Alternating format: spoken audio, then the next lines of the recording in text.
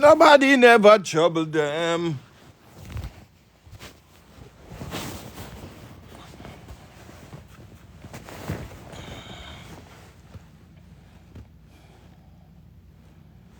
Them a bushy war, them a bushy war.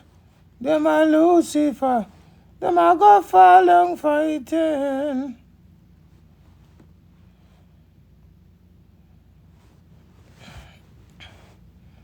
Caribbean Queen.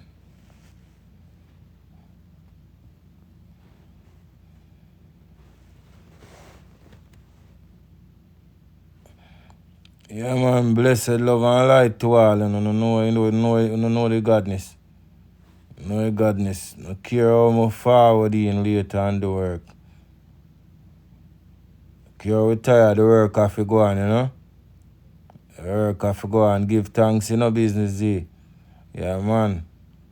More blessings within thy walls and peace within thy palace. You see me? Thus saith the Lord. Yeah.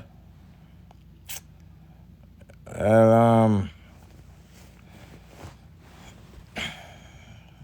you know, say me in a traveling mode, I do my work, see me what me say, we still have a whole a vibe, you know? Still have a whole a energy. Because me I say so there is a very, very important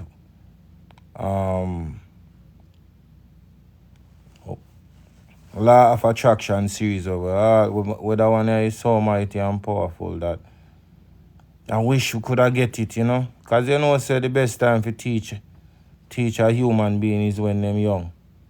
So when you're young and I go school, you observe it much better. You know, you see in after life box, you can Babylon know this, you know. You know, say the waves of life did our box, we, you know. You know. So but what we have to do now, you have to invoke your youth spirit. Because you know left, you know. Because more time when they destroy you as kings and queen, then set a baby up upon you. So you think like a child and do things like a child. But you backfire upon Babylon, you know. Because you don't know, say, when you think like a child and do things like a child, you're more powerful than them. But you know, for them little idiot realms, they might say them a hold it down.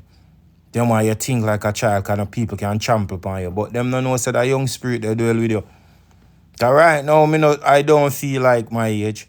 I feel like a young little youth, still a go college. Still a learn. Because every day me try to learn something. You see, if me not do nothing productive or creative, me try to learn something because that's a power. Knowledge is power. Dig what me I say? Knowledge is power. No make nobody trick you. Knowledge is power. If don't waste your day. You know, try to educate yourself. Because who you think? Men are teachers, you know. We are teachers. Me learn from you, you learn from me. But guess what? Then a man saying teach you something. I lie that you have to teach yourself. Because no care how him tell you, if you don't apply it to yourself, if you don't know or believe, you can never have no effect on your life. So you have to teach yourself. Nobody tell us them teach you. Them guide you and them show you. You will have to teach yourself. You're totally responsible for yourself. What you think, what you link, what you eat, what you drink. You are totally responsible for yourself. You are a grand master of this universe, appointed and anointed by the Creator. You understand? Who give you authority over all things. You have to know, you have to step out with power, you have to walk with power. You can't just go to the road like you're a normal person. You are not normal. Once you're a human being, you're a king, you're a creator, you're a queen, you're a goddess. You're a god. You have to step out mighty. When you come out of your house, you have to step out mighty. What do you think? Where do you think these adornments come from? Where do you think the robe here come from? And where black people wear robe and them something, adornment, crown, and we first. We first no care which other nation have crown and them sitting there. Because we're mighty and powerful. And that's how we step out of room. You see me? You never told you to shower rain, you know. You don't know, so the time if you come on at least 9:30, see? You go hear what? The most I say, sow a seed and some drop on rock and fleshy ground, and anyway, drop is still beer, same one and a few there. You know? We go in on this. What do you want to do tonight? The same thing we do every night, Pinky. Try to take over the world. The Game of Life and How to Play It by Florence Scovel Shinn. Chapter 1. The Game. Most people consider life a battle, but it is not a battle. It is a game. It is a game, however, which cannot be played successfully without the knowledge of spiritual law, and the Old and the New Testaments give the rules of the game with wonderful clearness. Jesus Christ taught that it was a great game of giving and receiving. Whatsoever a man soweth, that shall he also reap. This means that whatever man sends out in word or deed will return to him. What he gives, he will receive. If he gives hate, he will receive hate. If he gives love, he will receive love. If he gives criticism, he will receive criticism. If he lies, he will be lied to. If he cheats, he will be cheated. We are taught also that the imaging faculty plays a leading part in the game of life. Keep thy heart, or imagination, with all diligence, for out of it are the issues of life. Proverbs chapter 4, verse 23. This means that what man images, sooner or later externalizes in his affairs. I know of a man who feared a certain disease. It was a very rare disease and difficult to get, but he pictured it continually and read about it until it manifested in his body. And he died, the victim of distorted imagination. So we see, to play successfully the game of life, we must train the imaging faculty. A person with an imaging faculty trained to image only good brings into his life every righteous desire of his heart. Health, wealth, love, friends, perfect self-expression, his highest ideals. The imagination has been called the scissors of the mind, and it is ever cutting, day by day, the pictures man sees there, and sooner or later he meets his own creations in his outer world. To train the imagination successfully, man must understand the workings of his mind. The Greeks said, "Know thyself." There are three departments of the mind: the subconscious, conscious, and superconscious. The subconscious is simply power without direction.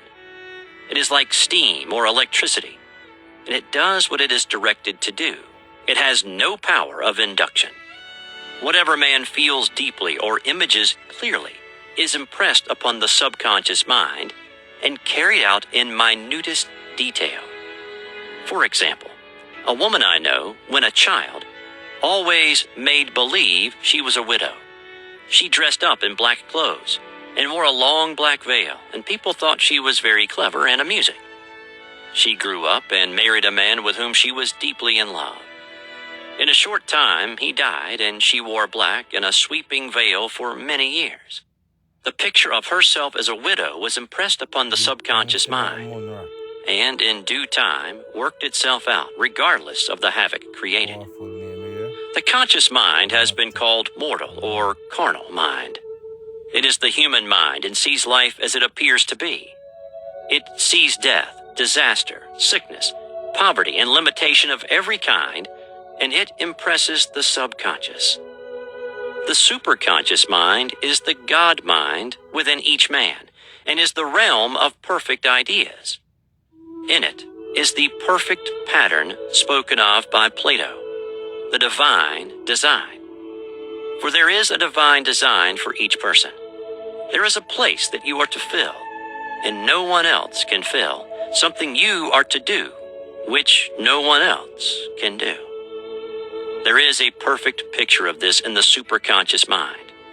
It usually flashes across the conscious as an unattainable ideal, something too good to be true. In reality, it is man's true destiny or destination flashed to him from the infinite intelligence which is within himself. Many people, however, are in ignorance of their true destinies and are striving for things and situations which do not belong to them, and would only bring failure and dissatisfaction if attained. For example, a woman came to me and asked me to speak the word that she would marry a certain man with whom she was very much in love. She called him AB. I replied that this would be a violation of spiritual law, but that I would speak the word for the right man, the divine selection, the man who belonged to her by divine right. I added, if AB is the right man, you can't lose him. And if he isn't, you will receive his equivalent. She saw AB frequently, but no headway was made in their friendship. One evening she called and said, "Do you know, for the last week, AB hasn't seemed so wonderful to me?" I replied, "Maybe he is not the divine selection. Another man may be the right one." Soon after that, she met another man who fell in love with her at once, and who said she was his ideal. In fact, he said all the things that she had always wished AB would say to her. She remarked, "It was quite uncanny." She soon returned his love and lost all interest in AB. This shows the law of substitution. A right idea was substituted for a wrong one. Therefore, there was no loss or sacrifice involved.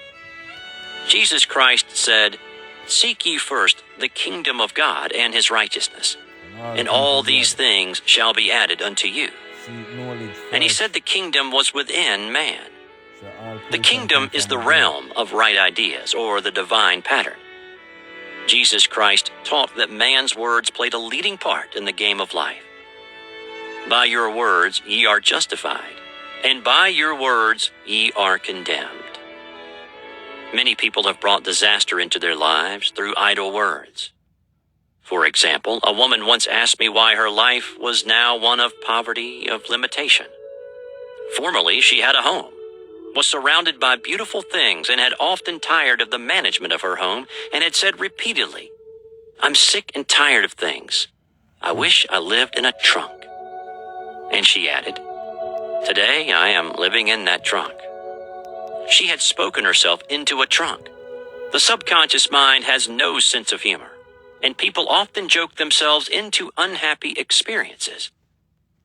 For example, a woman who had a great deal of money joked continually about getting ready for the poorhouse. In a few years, she was almost destitute, having impressed the subconscious mind with a picture of lack and limitation.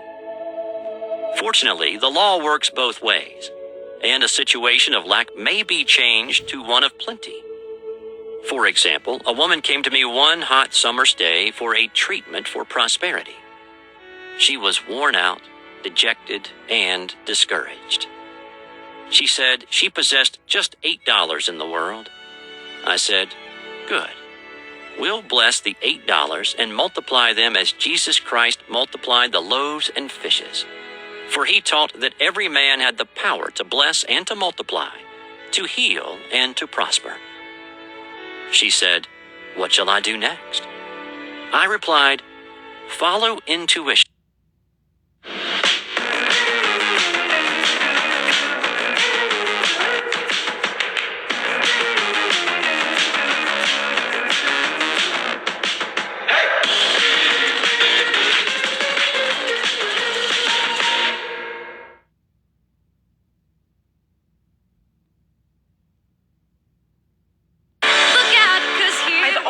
Trouble with my weight.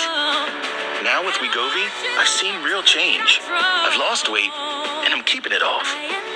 Wegovy helped reduce my appetite. Wegovy is the #1 prescribed once-weekly weight management medicine for adults with obesity or some with excess weight. People taking Wegovy lost an average of 35 pounds. Some lost over 46 pounds. Wegovy shouldn't be used with other semaglutide-containing or GLP-1 receptor agonist medicines. Don't take Wegovy if you have a personal or family history of medullary thyroid cancer, multiple endocrine neoplasia syndrome type 2, or if you are allergic to Wegovy. Stop taking Wegovy and get medical help right away if you get a lump or swelling in your neck, severe stomach pain, itching, rash, trouble breathing, or swelling of your face or throat. Serious side effects may happen, including pancreatitis. Gallbladder problems may occur. Wegovy Wegovy may cause low blood sugar in people with type 2 diabetes, especially if you take medicines to treat type 2 diabetes. Tell your provider about vision problems or changes, or if you feel your heart racing while at rest. Depression or thoughts of suicide may occur. Call your provider right away if you have any mental changes. Common side effects are nausea, diarrhea, vomiting, constipation, stomach pain, headache, tiredness, upset stomach, dizziness, feeling bloated, belching, gas, stomach flu, and heartburn. Some side effects can lead to dehydration, which may cause kidney problems. Wegovy helped us lose weight and keep it off. Check your cost and coverage before talking to your healthcare provider about Wegovy. Intuition. Have you a hunch to do anything or to go anywhere? Intuition means intuition, or to be taught from within. It is man's unerring guide, and I will deal more fully with its laws in a following chapter. The woman replied, I don't know. I seem to have a hunch to go home. I've just enough money for car fare. Her home was in a distant city and was one of lack and limitation, and the reasoning mind, or intellect, would have said, stay in New York and get work and make some money. I replied, then go home. Never violate a hunch. I spoke the following words for her. Infinite Spirit, open the way for great abundance for... She is an irresistible magnet for all that belongs to her by divine right. I told her to repeat it continually also. She left for home immediately. In calling on a woman one day, she linked up with an old friend of her family. Through this friend, she received thousands of dollars in a most miraculous way. She has said to me often, tell people about the woman who came to you with $8 and a hunch. There's always plenty on man's pathway, but it can only be brought into manifestation through desire, faith, or the spoken word. Jesus Christ brought out clearly that man must make the first move. Ask, and it shall be given you. Seek, and ye shall find. Knock, and it shall be opened unto you. Matthew chapter 7, verse 7. In the scriptures we read, concerning the works of my hands, command ye me. Infinite intelligence. God is ever ready to carry out man's smallest or greatest demands. Every desire, uttered or unexpressed, is a demand. We are often startled by having a wish suddenly fulfilled. For example, one Easter, having seen many beautiful rose trees in the florist's windows, I wished I would receive one, and for an instant saw it mentally being carried in the door.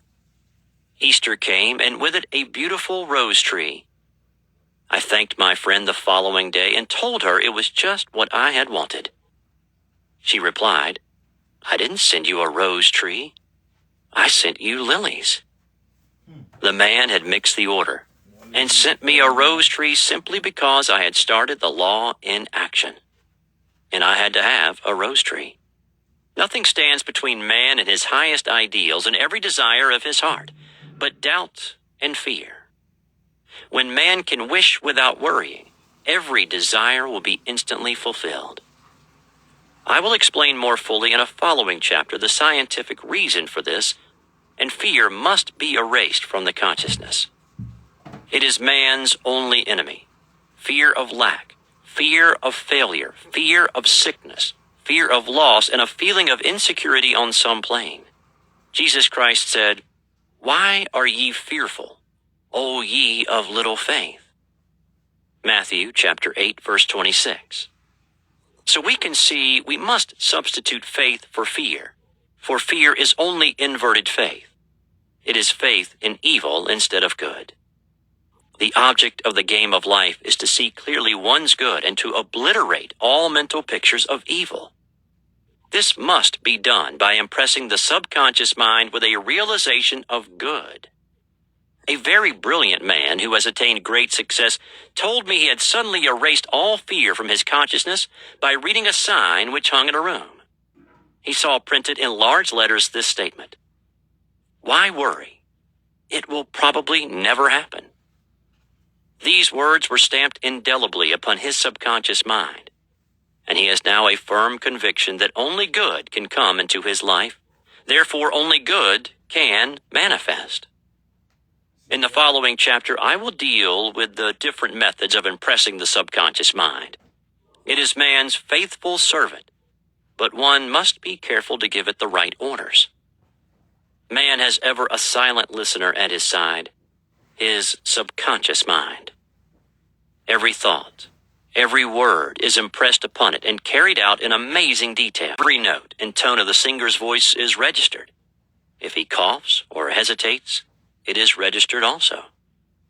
So let us break all the old bad records in the subconscious mind, the records of our lives which we do not wish to keep, and make new and beautiful ones.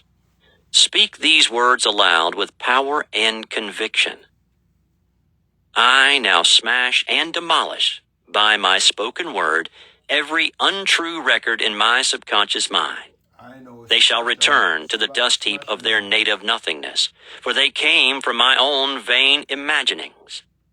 I now make my perfect records through the Christ within. The records of health, wealth, love, and perfect self-expression. This is the square of life, the game completed. In the following chapters, I will show how man can change his conditions by changing his words. Any man who does not know the power of the word is behind the times. Death and life are in the power of the tongue. Proverbs chapter 18, verse 21. Chapter 2, the law of prosperity.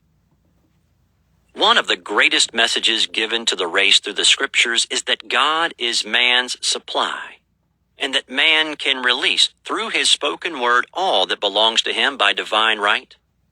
He must, however, have perfect faith in his spoken word. Isaiah said, "My word shall not return unto me void, but shall accomplish that where it is sent." We know now that words and thoughts are a tremendous vibratory force ever molding man's body and affairs. A woman came to me in great distress and said she was to be sued on the 15th of the month for $3,000. She knew no way of getting the money and was in despair. I told her God was her supply, and that there is a supply for every demand. So I spoke the word. I gave thanks that the woman would receive $3,000 at the right time in the right way. I told her she must have perfect faith and act her perfect faith. The 15th came, but no money had materialized. She called me on the phone and asked what she was to do. I replied, "It is Saturday, so they won't sue you today. Your part is to act rich, thereby showing perfect faith that you will receive it by Monday." She asked me to lunch with her to keep up her courage. When I joined her at a restaurant, I said, "This is no time to economize. Order an expensive luncheon. Act as if you have already received the $3,000. All things whatsoever ye ask in prayer, believing, ye shall receive." You must act as if you have already received. The next morning, she called me on the phone and asked me to stay with her during the day. I said, "No, you are divinely protected and God is never too late." In the evening, she phoned again, greatly excited, and said, "My dear, a miracle has happened. I was sitting in my room this morning when the doorbell rang. I said to the maid, 'Don't let anyone in.' The maid, however, looked out the window and said, 'It's your cousin with a long white beard.' So I said, 'Call him back. I would like to see him.' He was just turning the corner when he heard the maid's voice, and he came back. He talked for about an hour, and just as he was leaving, he said, 'Oh, by the way, how are finances?' I told him I needed the money, and he said, 'Why, my dear, I will give you $3,000 the first of the month.' I didn't like to tell him I was going to be sued. 'What shall I do? I won't receive it till the first of the month, and I must have it tomorrow,' I said. 'I'll keep on treating,' I said. 'Spirit is never too late.' I give thanks she has received the money on the invisible plane and that it manifests on time. The next morning, her cousin called her up and said, 'Come to my office this morning and I will give you the money.' That afternoon, she had $3,000 to her credit in the bank and wrote checks as rapidly as her excitement would permit. If one asks for success and prepares for failure, he will get the situation he is prepared for. For example, a man came to me asking me to speak the word that a certain debt would be wiped out. I found he spent his time planning what he would say to the man when he did not pay his bill, thereby neutralizing my words. He should have seen himself paying the debt. We have a wonderful illustration of this in the Bible relating to the 3 kings who were in the desert, without water for their men and horses. They consulted the prophet Elisha, who gave them this astonishing message. Thus saith the Lord, Ye shall not see wind, neither shall you see rain, yet make this valley full of ditches. Man must prepare for the thing he has asked for, when there isn't the slightest sign of it in sight. For example, a woman found it necessary to look for an apartment during the year when there was a great shortage of apartments in New York. It was considered almost an impossibility, and her friends were sorry for her and said, Isn't it too bad? You'll have to store your furniture and live in a hotel. She replied, You needn't feel sorry for me. I'm a Superman, and I'll get an apartment. She spoke the words. Infinite Spirit opened the way for the right apartment. She knew there was a supply for every demand, and that she was unconditioned, working on the spiritual plane, and that one with God is a majority. She had contemplated buying new blankets when the tempter, the adverse thought or reasoning mind, suggested, Don't buy the blankets. Perhaps after all you won't get an apartment and you will have no use for them. She promptly replied to herself, I'll dig my ditches by buying the blankets. So she prepared for the apartment, acted as though she already had it. She found one in a miraculous way, and it was given to her although there were over 200 other applicants. The blankets showed active faith. It is needless to say that the ditches dug by the 3 kings in the desert were filled to overflowing. Read 2 Kings. Getting into the spiritual swing of things is no easy matter for the average person. The adverse thoughts of doubt and fear surge from the subconscious. They are the army of the aliens, which must be put to flight. This explains why it is so often darkest before the dawn. A big demonstration is usually preceded by tormenting thoughts. Having made a statement of high spiritual truth, one challenges the old beliefs in the subconscious, and error is exposed to be put out. This is the time when one must make his affirmations of truth repeatedly and rejoice and give thanks that he has already received. Before ye call, I shall answer. This means that every good and perfect gift is already man's awaiting his recognition. Man can only receive what he sees himself receiving. The children of Israel were told that they could have all the land they could see. This is true of every man. He has only the land within his own mental vision. Every great work, every big accomplishment has been brought into manifestation through holding to the vision. And often just before the big achievement comes apparent failure and discouragement. The children of Israel, when they reached the promised land, were afraid to go in, for they said it was filled with giants who made them feel like grasshoppers. And there we saw the giants, and we were in our own sight as grasshoppers. This is almost every man's experience. However, the one who knows spiritual law is undisturbed by appearance and rejoices while he is yet in captivity. That is, he holds to his vision and gives thanks that the end is accomplished. He has received. Jesus Christ gave a wonderful example of this. He said to his disciples, Say not ye, There are yet 4 months, and then cometh the harvest. Behold, I say unto you, Lift up your eyes and look on the fields, for they are ripe already to harvest. His clear vision. Hey, it's Maggie Mendelson here. As a 2-sport athlete in Nebraska, I have little time with practice, games, training, and class to holiday shop. I like to add a little holiday cheer to my apartment because my family lives all the way in Utah and I don't get to decorate the tree with them.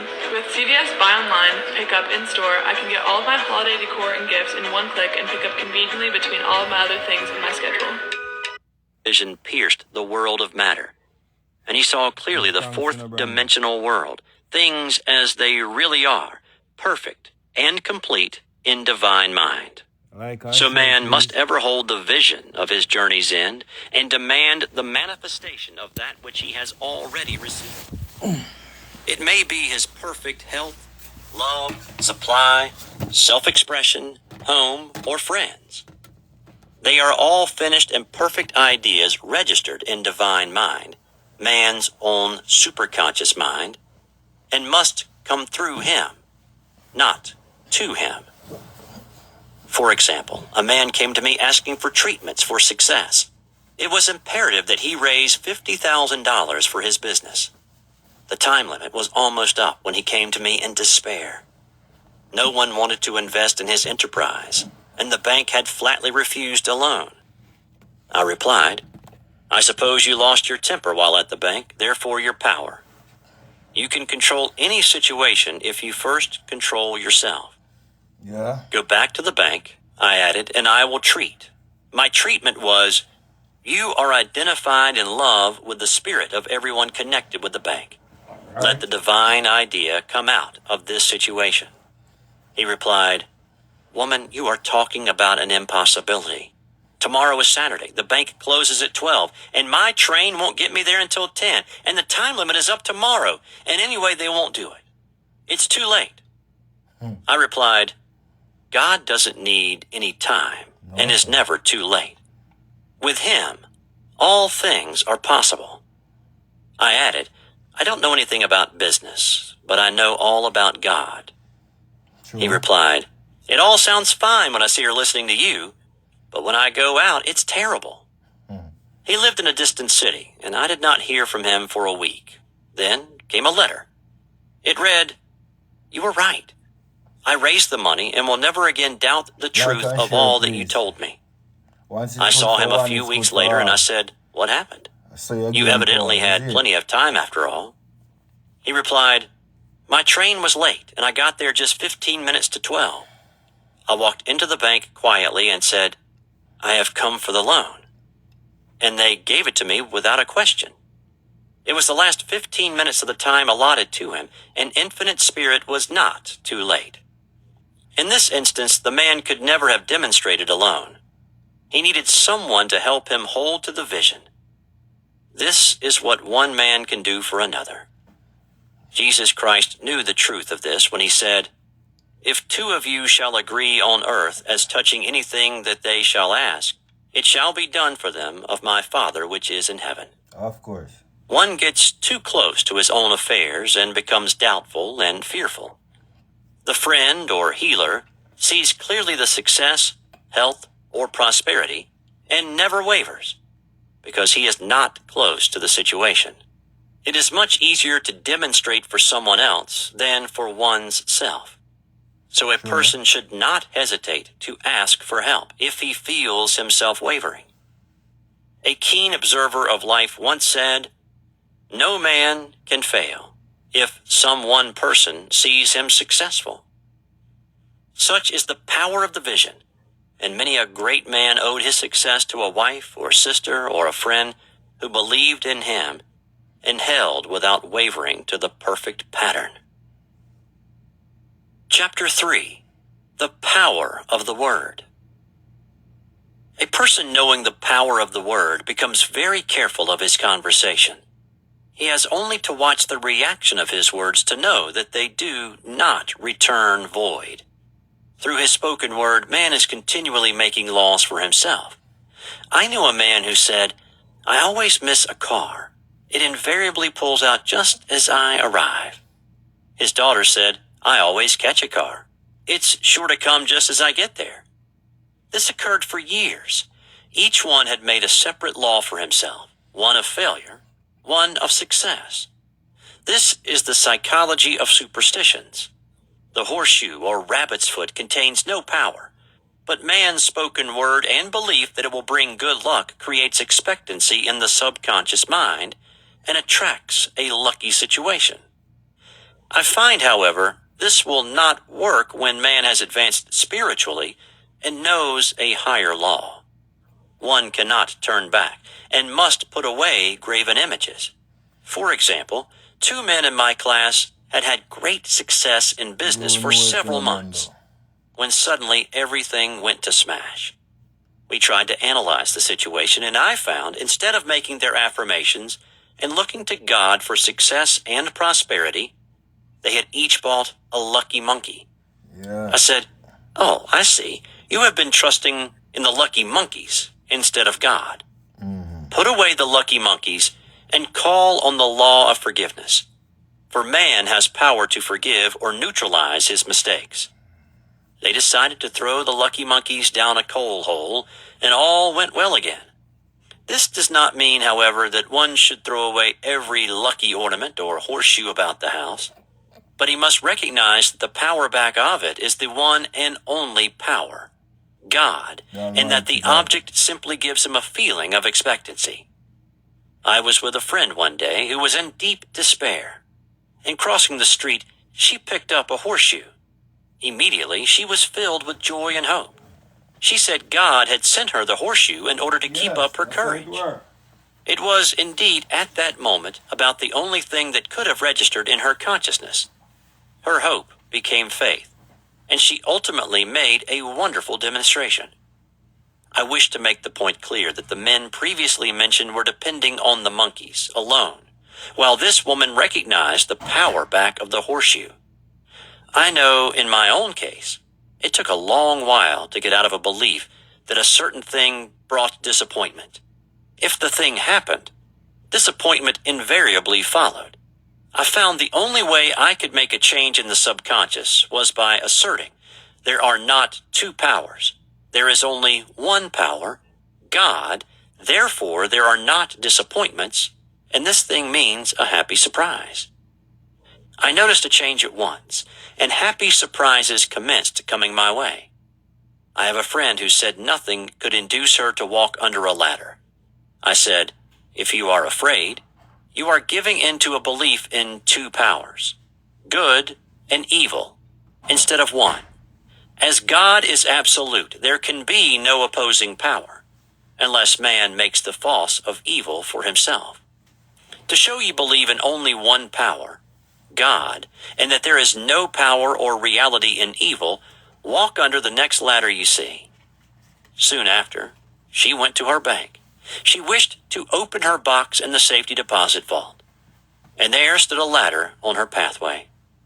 It was impossible to reach the box without passing under the ladder. She quailed with fear and turned back. She could not face the lion on her pathway. However, when she reached the street, my words rang in her ears, and she decided to return and walk under it. It was a big moment in her life, for ladders had held her in bondage for years. She retraced her steps to the vault, and the ladder was no longer there. This so often happens. If one is willing to do a thing he is afraid to do, he does not have to. It is the law of non-resistance, which is so little understood.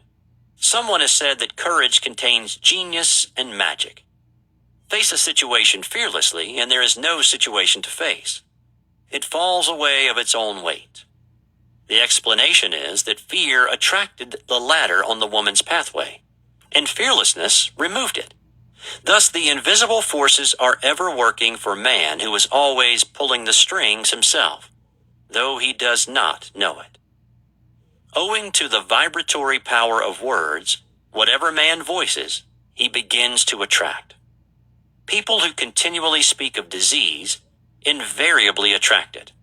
After man knows the truth, he cannot be too careful of his words. For example, I have a friend who often says on the phone, "Do come to see me and have an old-fashioned chat." This old-fashioned chat means an hour of about 500 to 1,000 destructive words, the principal topics being loss, lack, failure, and sickness. I reply, "No, I thank you. I've had enough old-fashioned chats in my life. They are too expensive. But I will be glad to have a new-fashioned chat and talk about what we want, not what we don't want." There is an old saying that man only dares use his words for three purposes: to heal, bless, or prosper. What man says of others will be said of him, and what he wishes for another he is wishing for himself. Curses, like chickens, come home to roost. If a man wishes someone bad luck, he is sure to attract bad luck himself. If he wishes to aid someone to success, he is wishing and aiding himself to success. The body may be renewed and transformed through the spoken word and clear vision, and disease be completely wiped out of the consciousness. The metaphysician knows that all disease has a mental correspondence, and in order to heal the body, one must first heal the soul. The soul is the subconscious mind, and it must be saved from wrong thinking. In the 23rd Psalm, we read, "He restoreth my soul." This means that the subconscious mind or soul must be restored with the right ideas, and the mystical marriage is the marriage of the soul and the spirit, or the subconscious and superconscious mind. They must be one. When the subconscious is flooded with the perfect ideas of the superconscious, God and man are one. I and the Father are one. That is, he is one with the realm of perfect ideas. He is the man made in God's likeness and image, imagination, and is given power and dominion over all created things, his mind, body, and affairs. It is safe to say that all sickness and unhappiness come from the violation of the law of love. A new commandment I give unto you: love one another, and in the game of life, love or goodwill takes every trick. For example, a woman I know had for years an appearance of a terrible skin disease. The doctors told her it was incurable, and she was in despair. She was on the stage, and she feared she would soon have to give up her profession, and she had no other means of support. She, however, procured a good engagement, and on the opening night, made a great hit. She received flattering notices from the critics, and was joyful and elated. The next day she received a notice of dismissal. A man in the cast had been jealous of her success, and had caused her to be sent away.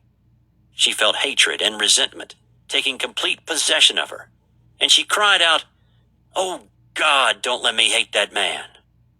That night she worked for hours in the silence. She said, "I soon came into a very deep silence. I seemed to be at peace with myself, with the man, and with the whole world. I continued this for 2 following nights, and on the 3rd day I found I was healed completely of the skin disease."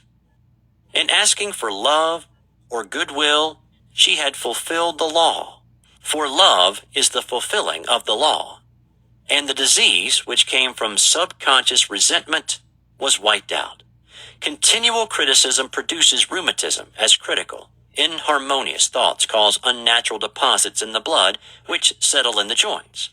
False growths are caused by jealousy, hatred, unforgiveness, fear, etc. Every disease is caused by a mind not at ease. I said once in my class, there is no use asking anyone, "What's the matter with you?" We might just as well say, "Who's the matter with you?" Unforgiveness is the most prolific cause of disease. It will harden arteries or liver and affect the eyesight. In its train are endless ills. I called on a woman one day who said she was ill from having eaten a poisoned oyster. I replied, "Oh no, the oyster was harmless. You poisoned the oyster. What's the matter with you?" She answered, "Oh, about 19 people." She had quarreled with 19 people and had become so inharmonious that she attracted the wrong oyster. Any inharmony on the external indicates there is mental inharmony. As the within, so the without. Man's only enemies are within himself, and a man's foes shall be they of his own household. Personality is one of the last enemies to be overcome, as this planet is taking its initiation in love. It was Christ's message, peace on earth, goodwill towards man. The enlightened man, therefore, endeavors to perfect himself upon his neighbors. His work is with himself, to send out goodwill and blessings to every man, and the marvelous thing is that if one blesses a man, he has no power to harm him. For example, a man came to me asking to treat for success in business. He was selling machinery, and a rival appeared on the scene with what he proclaimed was a better machine, and my friend feared defeat. I said, first of all, we must wipe out all fear and know that God protects your interest, and that the divine idea must come out of the situation. That is, the right machine will be sold by the right man to the right man. And I added, don't hold one critical thought towards that man. Bless him all day and be willing not to sell your machine if it isn't the divine idea. So we went to the meeting, fearless and non-resistant, and blessing the other man. He said the outcome was very remarkable. The other man's machine refused to work, and he sold his without the slightest difficulty. But I say unto you, love your enemies, bless them that curse you, do good to them that hate you, and pray for them which spitefully use you and persecute you. Goodwill produces a great aura of protection about the one who sends it, and no weapon that is formed against him shall prosper. In other words, love and goodwill destroy the enemies with one's self. Therefore, one has no enemies on the external. There is peace on earth for him who sends goodwill to man. Chapter 4. The Law of Non-Resistance. Nothing on earth can resist an absolutely non-resistant person. The Chinese say that water is the most powerful element because it is perfectly non-resistant. It can wear away a rock and sweep all before it. Jesus Christ said, resist not evil. For he knew in reality there is no evil, therefore nothing to resist. Evil has come of man's vain imagination, or a belief in two powers, good and evil. There is an old legend that Adam and Eve ate of Maya, the tree of illusion, and saw two powers instead of one power, God. Therefore, evil is a false law man has made for himself through psychoma or soul sleep.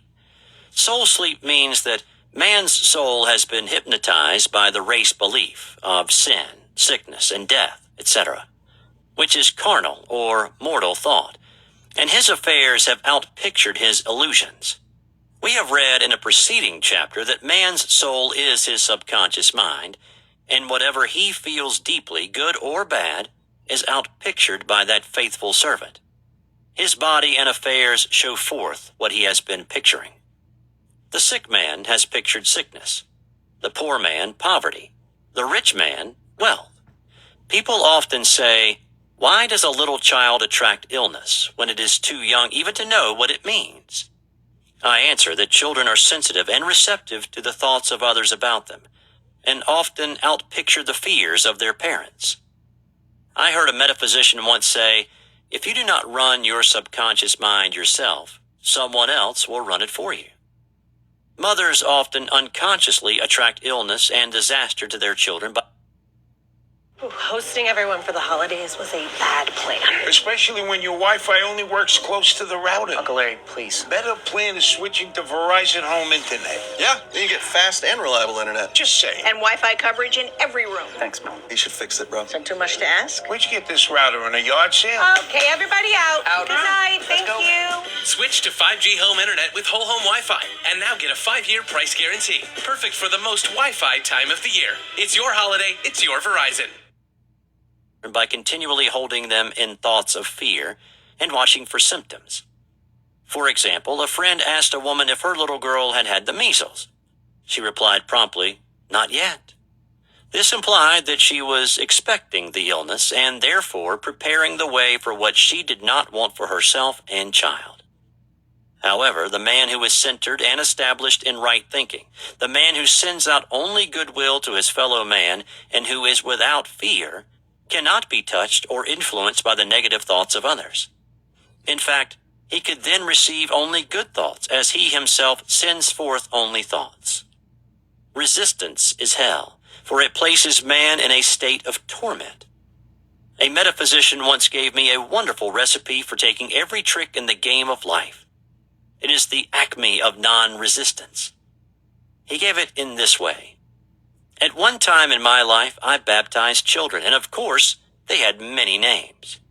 Now I no longer baptize children, but I baptize events. But I give every event the same name. If I have a failure, I baptize it success, in the name of the Father, and of the Son, and of the Holy Ghost. In this, we see the great law of transmutation, founded on non-resistance. Through his spoken word, every failure was transmuted into success. For example, a woman who required money, and who knew the spiritual law of opulence, was thrown continually in a business way with a man who made her feel very poor. He talked lack and limitation, and she commenced to catch his poverty thoughts. So she disliked him and blamed him for her failure. She knew in order to demonstrate her supply, she must first feel that she had received. A feeling of opulence must precede its manifestation.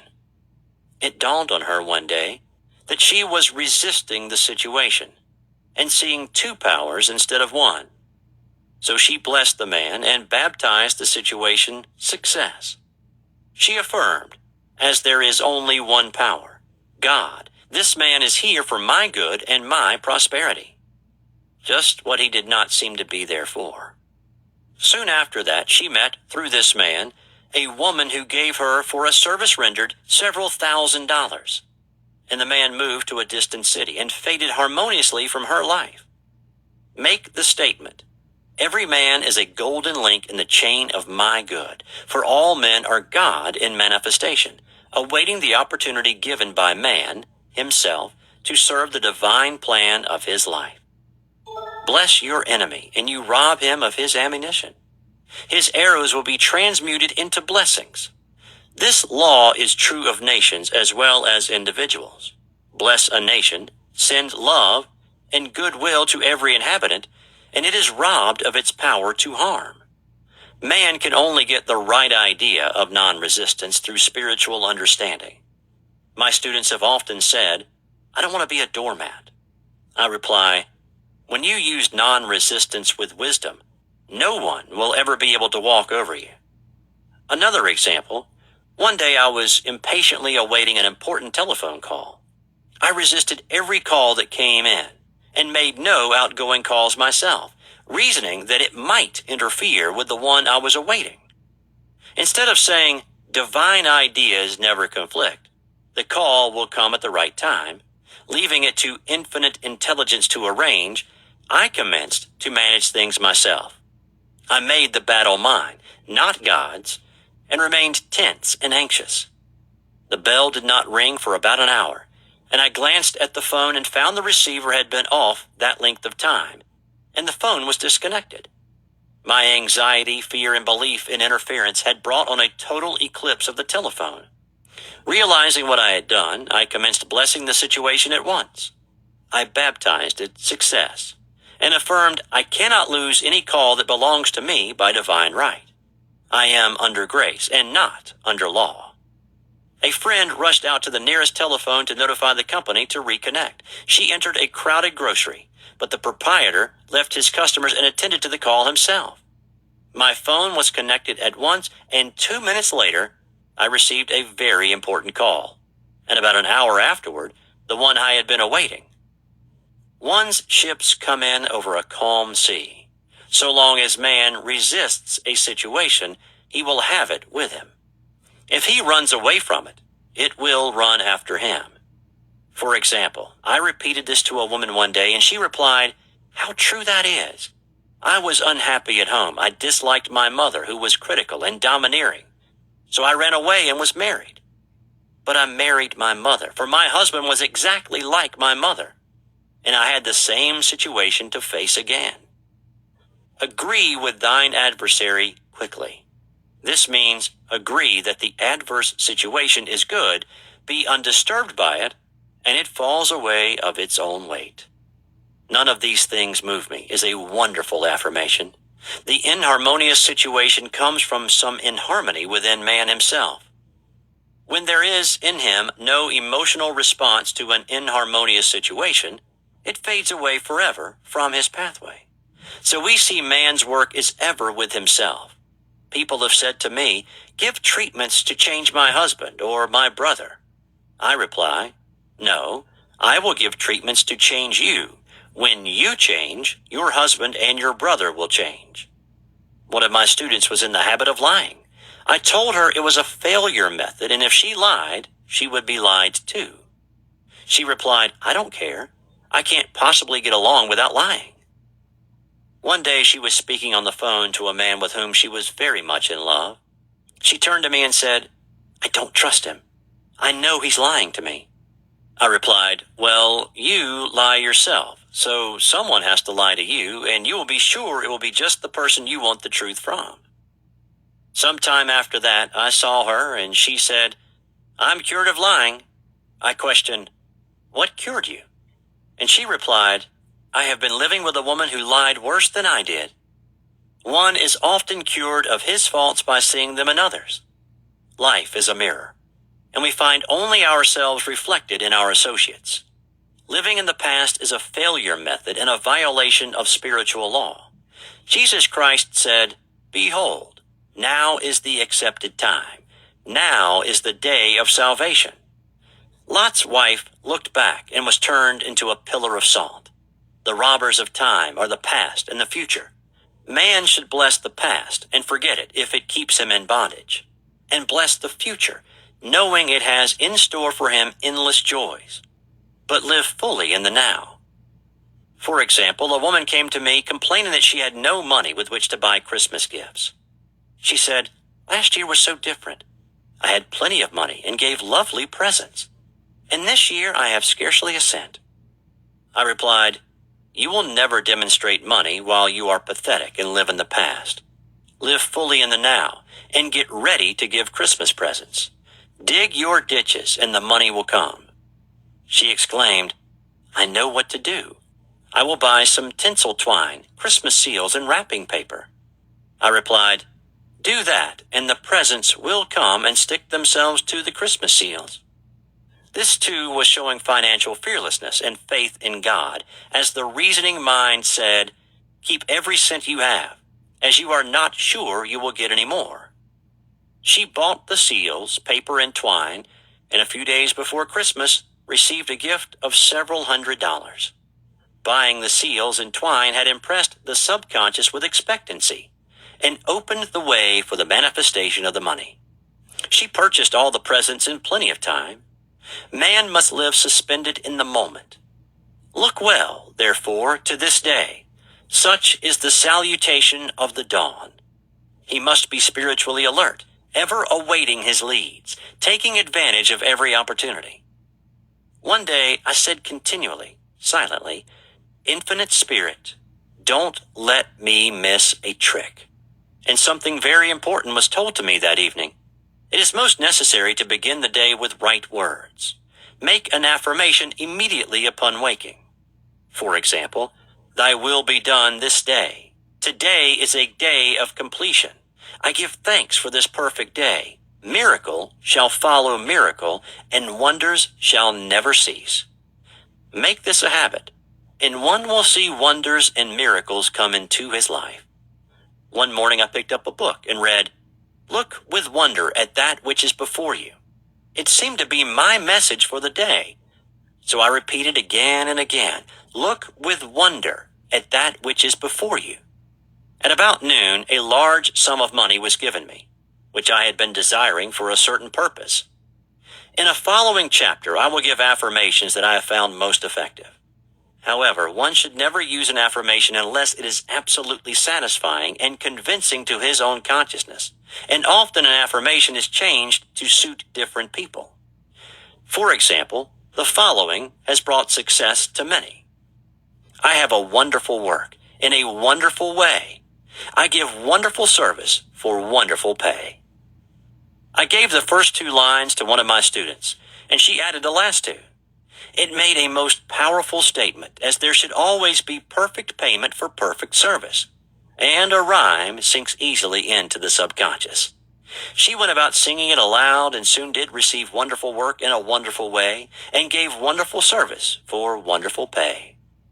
Another student, a businessman, took it and changed the word work to business. He repeated, I have a wonderful business in a wonderful way, and I give wonderful service for wonderful pay. That afternoon, he made a $40,000 deal, though there had been no activity in his affairs for months. Every affirmation must be carefully worded and completely cover the ground. For example, I knew a woman who was in great need and made a demand for work. She received a great deal of work, but was never paid anything.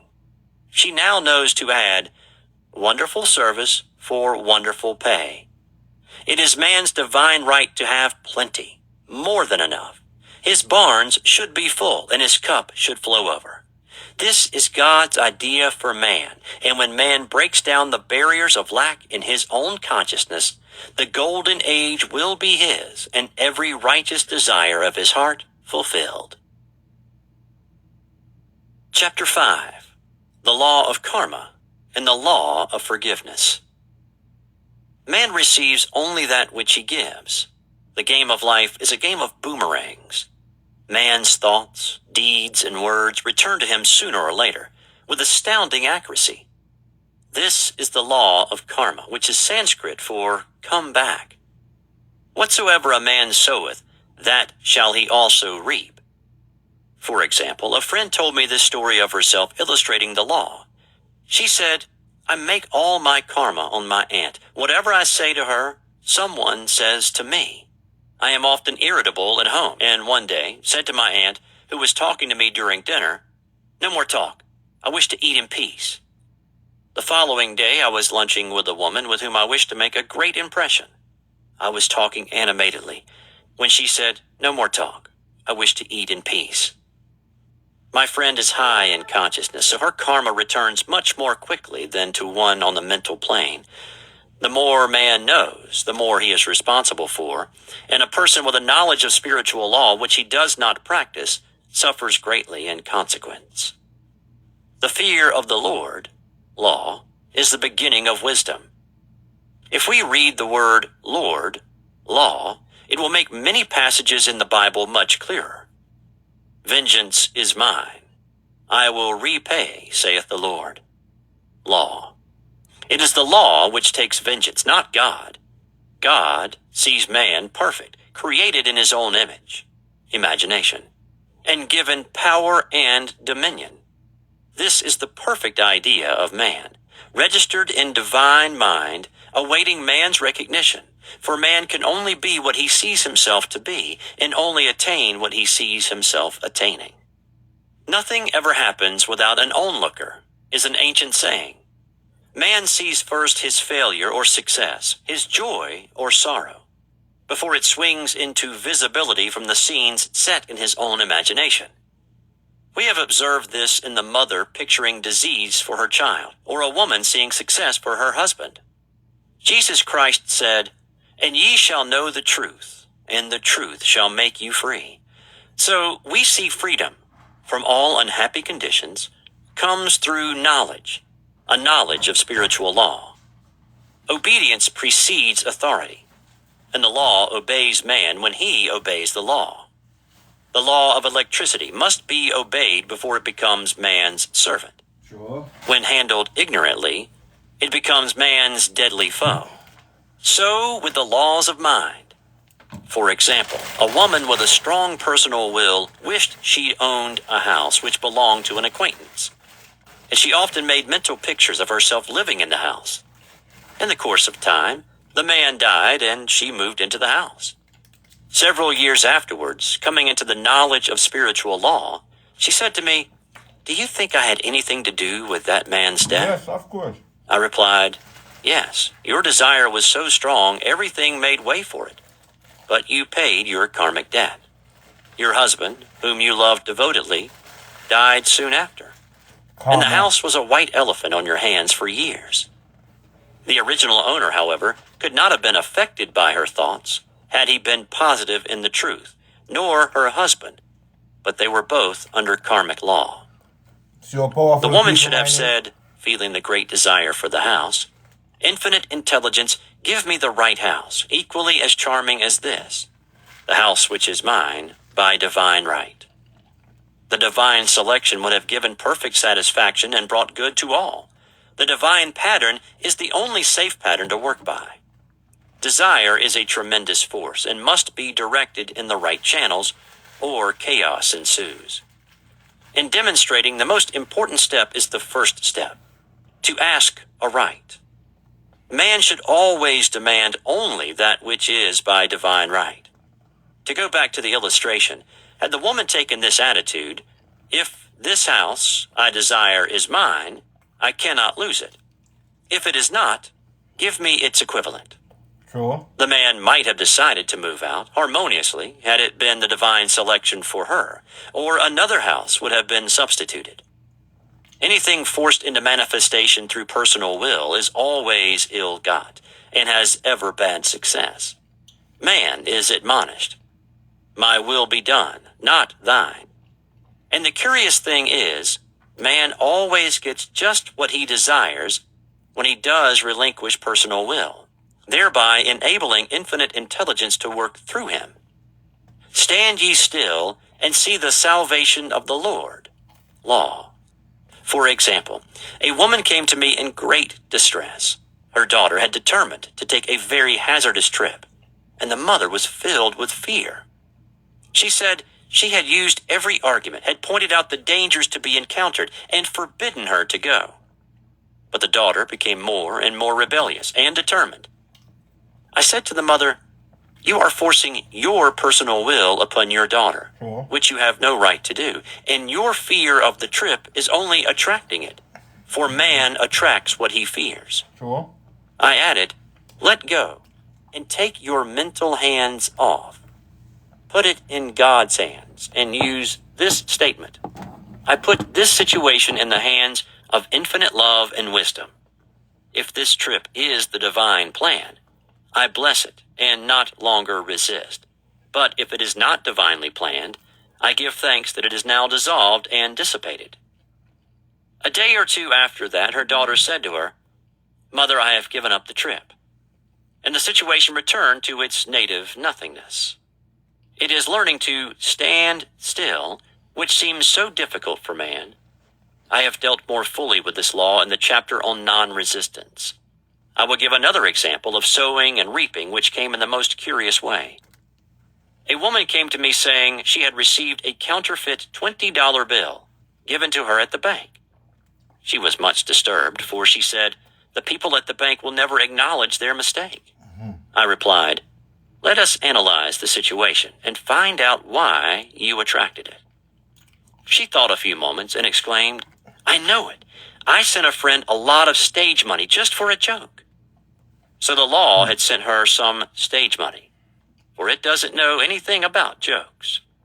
I said, "Now we will call on the law of forgiveness and neutralize the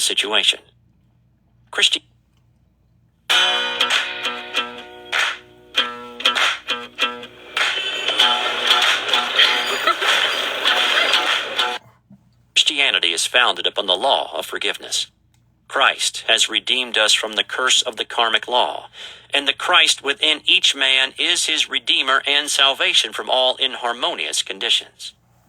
So I said, "Infinite Spirit, we call on the law of forgiveness and give thanks that she is under grace and not under law, and cannot lose this $20 which is hers by divine right. Under grace and not under law." Now, I said, "Go back to the bank and tell them fearlessly that it was given you there by mistake." She obeyed, and to her surprise, they apologized and gave her another bill, treating her most courteously. So knowledge of the law gives man power to rub out his mistakes. Man cannot force the external to be what he is not. If he desires riches, he must be rich first in consciousness. For example, a woman came to me asking treatment for prosperity. She did not take much interest in her household affairs, and her home was in great disorder.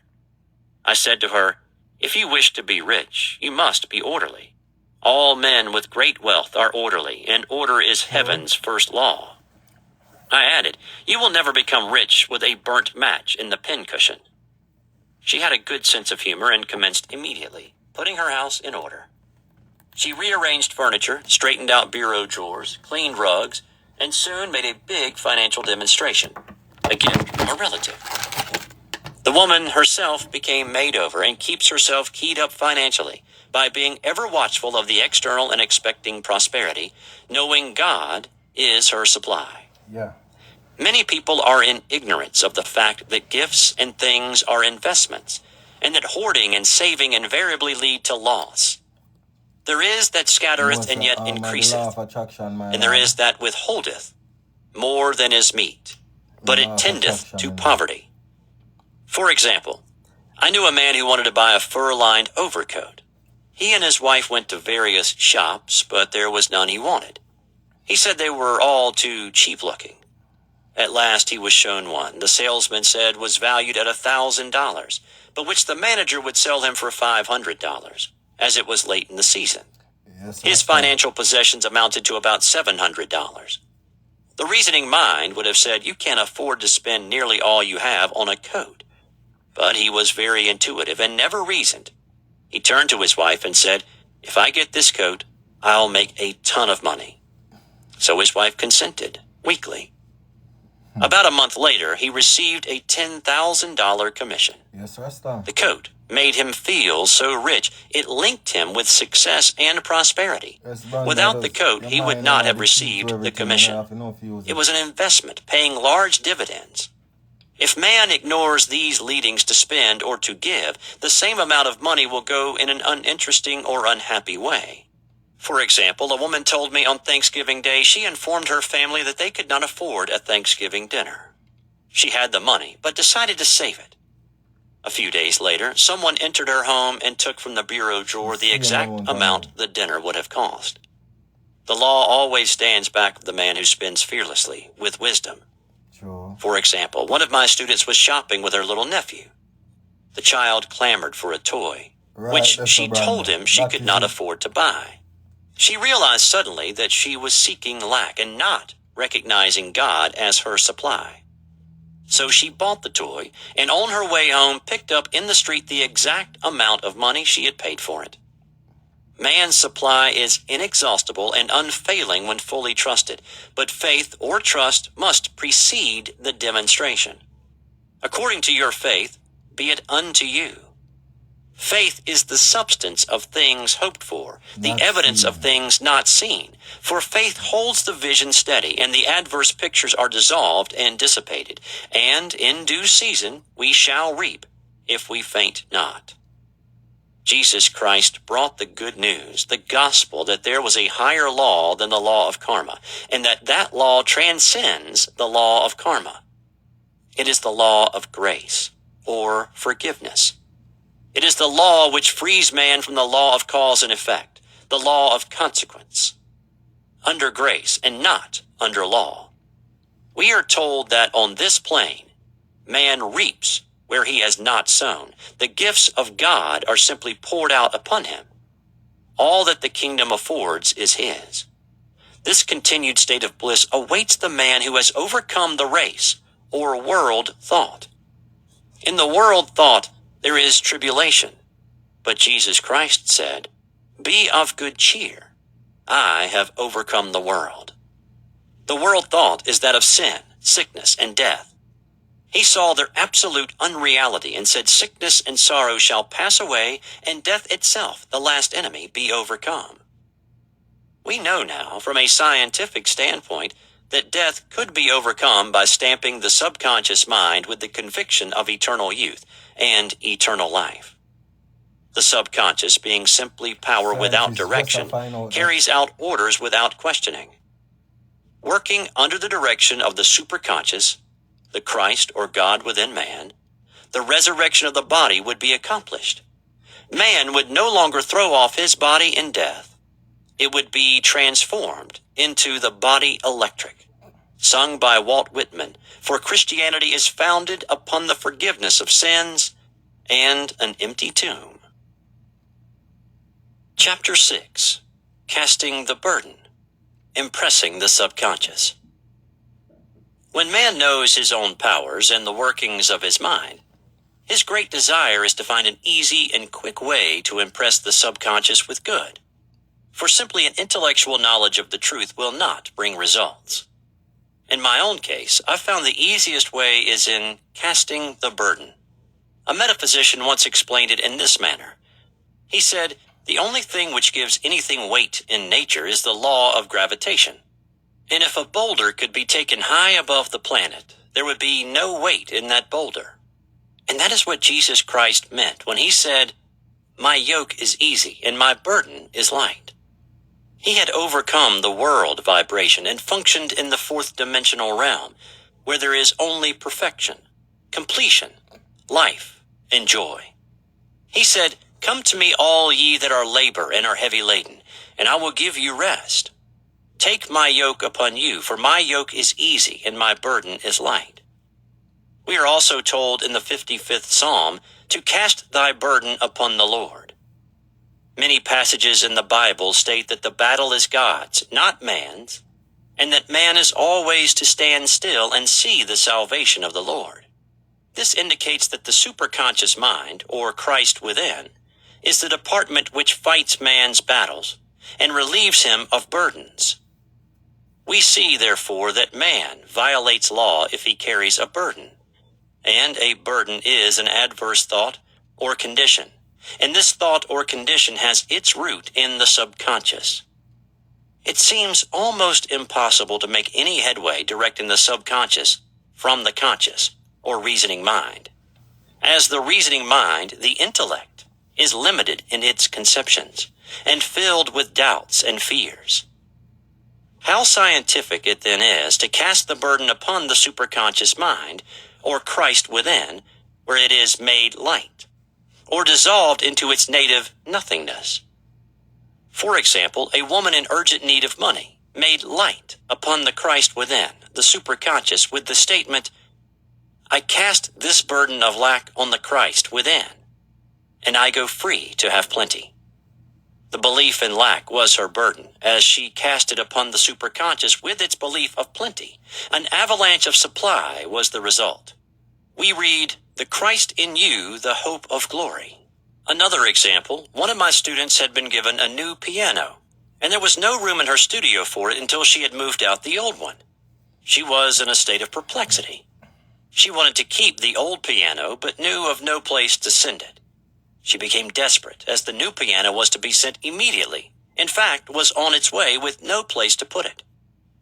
She said it came to her to repeat, "I cast this burden on the Christ within, and I go free." A few moments later, her phone rang, and a woman friend asked if she might rent her old piano, and it was moved out a few minutes before the new one arrived. I knew a woman whose burden was resentment. She said, "I cast this burden of resentment on the Christ within, and I go free to be loving, harmonious, and happy." The almighty superconscious flooded the subconscious with love, and her whole life was changed. For years, resentment has held her in a state of torment and imprisoned her soul, the subconscious mind. The statement should be made over and over and over, sometimes for hours at a time, silently or audibly, with quietness but determination. I have often compared it to winding up a Victrola. We must wind ourselves up with spoken words. I have noticed in casting the burden, after a little while, one seems to see clearly. It is impossible to have clear vision while in the throes of carnal mind. Doubts and fear poison the mind and body, and imagination runs riot, attracting disaster and disease. In steadily repeating the affirmation, "I cast this burden on the Christ within, and go free," the vision clears, and with it a feeling of relief, and sooner or later comes the manifestation of good, be it health, happiness, or supply. One of my students once asked me to explain the darkness before the dawn. I referred in a preceding chapter to the fact that often, before the big demonstration, everything seems to go wrong, and deep depression clouds the consciousness.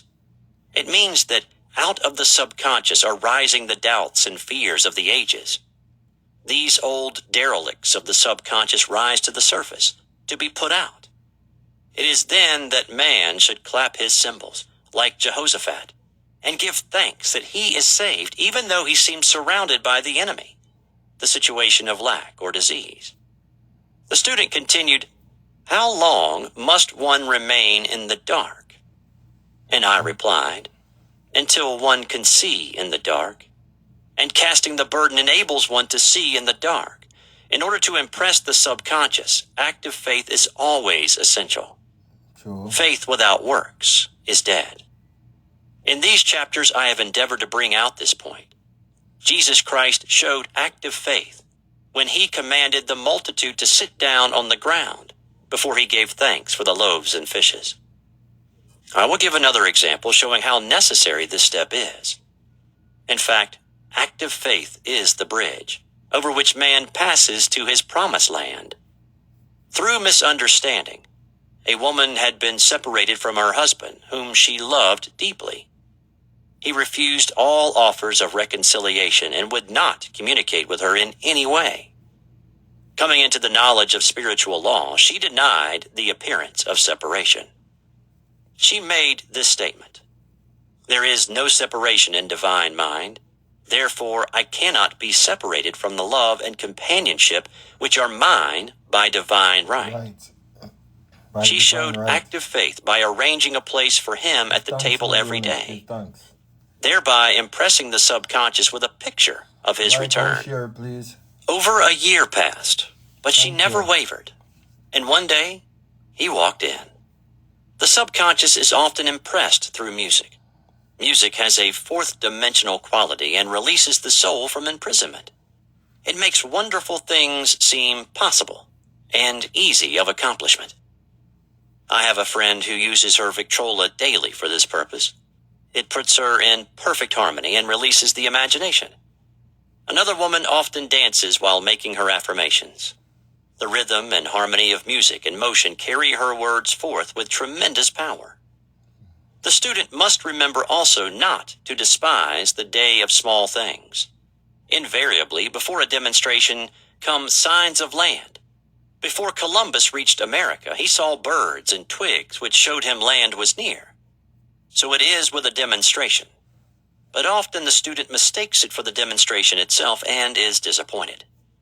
For example, a woman had spoken the word for a set of dishes.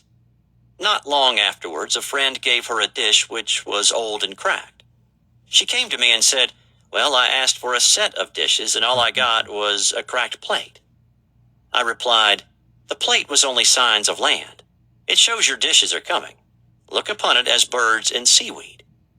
And not long afterwards, the dishes came. Continually making believe impresses the subconscious. If one makes believe he is rich and makes believe he is successful, in due time he will reap. Children are always making believe, and except ye be converted and become as little children, ye shall not enter the kingdom of heaven. For example, I know of a woman who was very poor, but no one could make her feel poor. She earned a small amount of money from rich friends who constantly reminded her of her poverty and to be careful in saving. Regardless of their admonitions, she would spend all her earnings on a hat, or make someone a gift, or be in a rapturous state of mind. Her thoughts were always centered on beautiful clothes and rings and things, but without envying others. She lived in the world of the wondrous, and only riches seemed real to her. Before long, she married a rich man, and the rings and things became visible. I do not know whether the man was the divine selection, but opulence had to manifest in her life, and she had imaged only opulence. There is no peace or happiness for man until he has erased all fear from the subconscious. Fear is misdirected energy and must be redirected or transmuted into faith. Jesus Christ said, "Why are ye fearful, O ye of little faith? All things are possible to him that believeth." I am asked so often by my students, "How can I get rid of fear?" I reply, by walking up to the thing you are afraid of. The lion takes its fierceness from your fear. Walk up to the lion and he will disappear. Run away and he runs after you. I have shown in previous chapters how the lion of lack disappeared when the individual spent money fearlessly, showing faith that God was his supply and therefore unfailing. Many of my students have come out of the bondage of poverty and are now bountifully supplied. through losing all fear of letting money go out. The subconscious is impressed with the truth that God is the giver and gift. Therefore, as one is one with the giver, he is one with the gift. A splendid statement is, I now thank God the giver for God the gift. Man has long separated himself from his good and his supply through thoughts of separation and lack that sometimes it takes dynamite to dislodge these false ideas from the subconscious, and the dynamite is a big situation. We see in the foregoing illustration how the individual was freed from his bondage by showing fearlessness. Man should watch himself hourly to detect if his motive for action is fear or faith. Choose ye this day whom we shall serve, fear or faith. Perhaps one's fear is of personality. Then do not avoid the people feared. Be willing to meet them cheerfully, and they will either prove golden links in the chain of one's good, or disappear harmoniously from one's pathway. Perhaps one's fear is of disease or germs. Then one should be fearless and undisturbed in a germ-laden situation, and he would be immune. One can only contract germs while vibrating at the same rate as the germ, and fear drags men down to the level of the germ. Of course, the disease-laden germ is the product of carnal mind, as all thought must objectify. Germs do not exist in the superconscious or divine mind. Therefore are the product of man's vain imagination. In the twinkling of an eye, man's release will come when he realizes there is no power in evil. The material world will fade away, and the fourth dimensional world, the world of the wondrous, will swing into manifestation. And I saw a new heaven and a new earth, and there shall be no more death, neither sorrow nor crying, neither shall there be any more pain, for the former things are passed away. Behold, brand new. Chapter 7. Love. Yeah, man, Every man on this planet is taking his initiation in love. A new commandment I give unto you, that ye love one another. Uspensky states, in Tertium Organum, that love is a cosmic phenomenon and opens to man the fourth dimensional world, the world of the wondrous. Real love is selfless and free from fear. It pours itself out upon the object of its affection, without demanding any return. Its joy is in the joy of giving. Love is God in manifestation, and the strongest magnetic force in the universe. Pure, unselfish love draws to itself its own. It does not need to seek or demand. Scarcely anyone has the faintest conception of real love. Man is selfish, tyrannical, or fearful in his affections, thereby losing the thing he loves. Jealousy is the worst enemy of love, for the imagination runs riot, seeing the loved one attracted to another, and invariably these fears objectify if they are not neutralized. For example, a woman came to me in deep distress. The man she loved had left her for other women, and said he never intended to marry her. She was torn with jealousy and resentment, and said she hoped he would suffer as he had made her suffer, and added, how could he leave me when I loved him so much? I replied, you are not loving that man, you are hating him, and added, you can never receive what you have never given. Give a perfect love, and you will receive a perfect love. Perfect yourself on this man. Give him a perfect, unselfish love, demanding nothing in return. Do not criticize or condemn, and bless him wherever he is. She replied, no, I won't bless him unless I know where he is. Well, I said, that is not real love. When you send out real love will return to you, either from this man or his equivalent. For if this man is not the divine selection, you will not want him. As you are one with God, you are one with the love which belongs to you by divine right. Several months passed and matters remained about the same, but she was working conscientiously with herself. I said, when you are no longer disturbed by his cruelty, he will cease to be cruel, as you are attracting it through your own emotions. Then I told her of a brotherhood in India, who never said good morning to each other. They used these words: I salute the divinity in you. They saluted the divinity in every man and the wild animals in the jungle, and they were never harmed, for they saw only God in every living thing. I said, salute the divinity in this man, and say, I see your divine self only. I see you as God sees you, perfect, made in his image and likeness. She found she was becoming more poised and gradually losing her resentment. He was a captain, and she always called him the Cap. One day she said, suddenly, God bless the Cap wherever he is. I replied, now that is real love. And when you have become a complete circle and are no longer disturbed by the situation, you will have his love or attract its equivalent. I was moving at this time and did not have a telephone, so was out of touch with her for a few weeks, when one morning I received a letter saying, we are married. At the earliest opportunity, I paid her a call. My first words were, what happened? Oh, she exclaimed, a miracle. One day I woke up and all suffering had ceased. I saw him that evening and he asked me to marry him. We were married in about a week, and I have never seen a more devoted man. There is an old saying, no man is your enemy. No man is your friend. Every man is your teacher. So one should become impersonal and learn what each man has to teach him.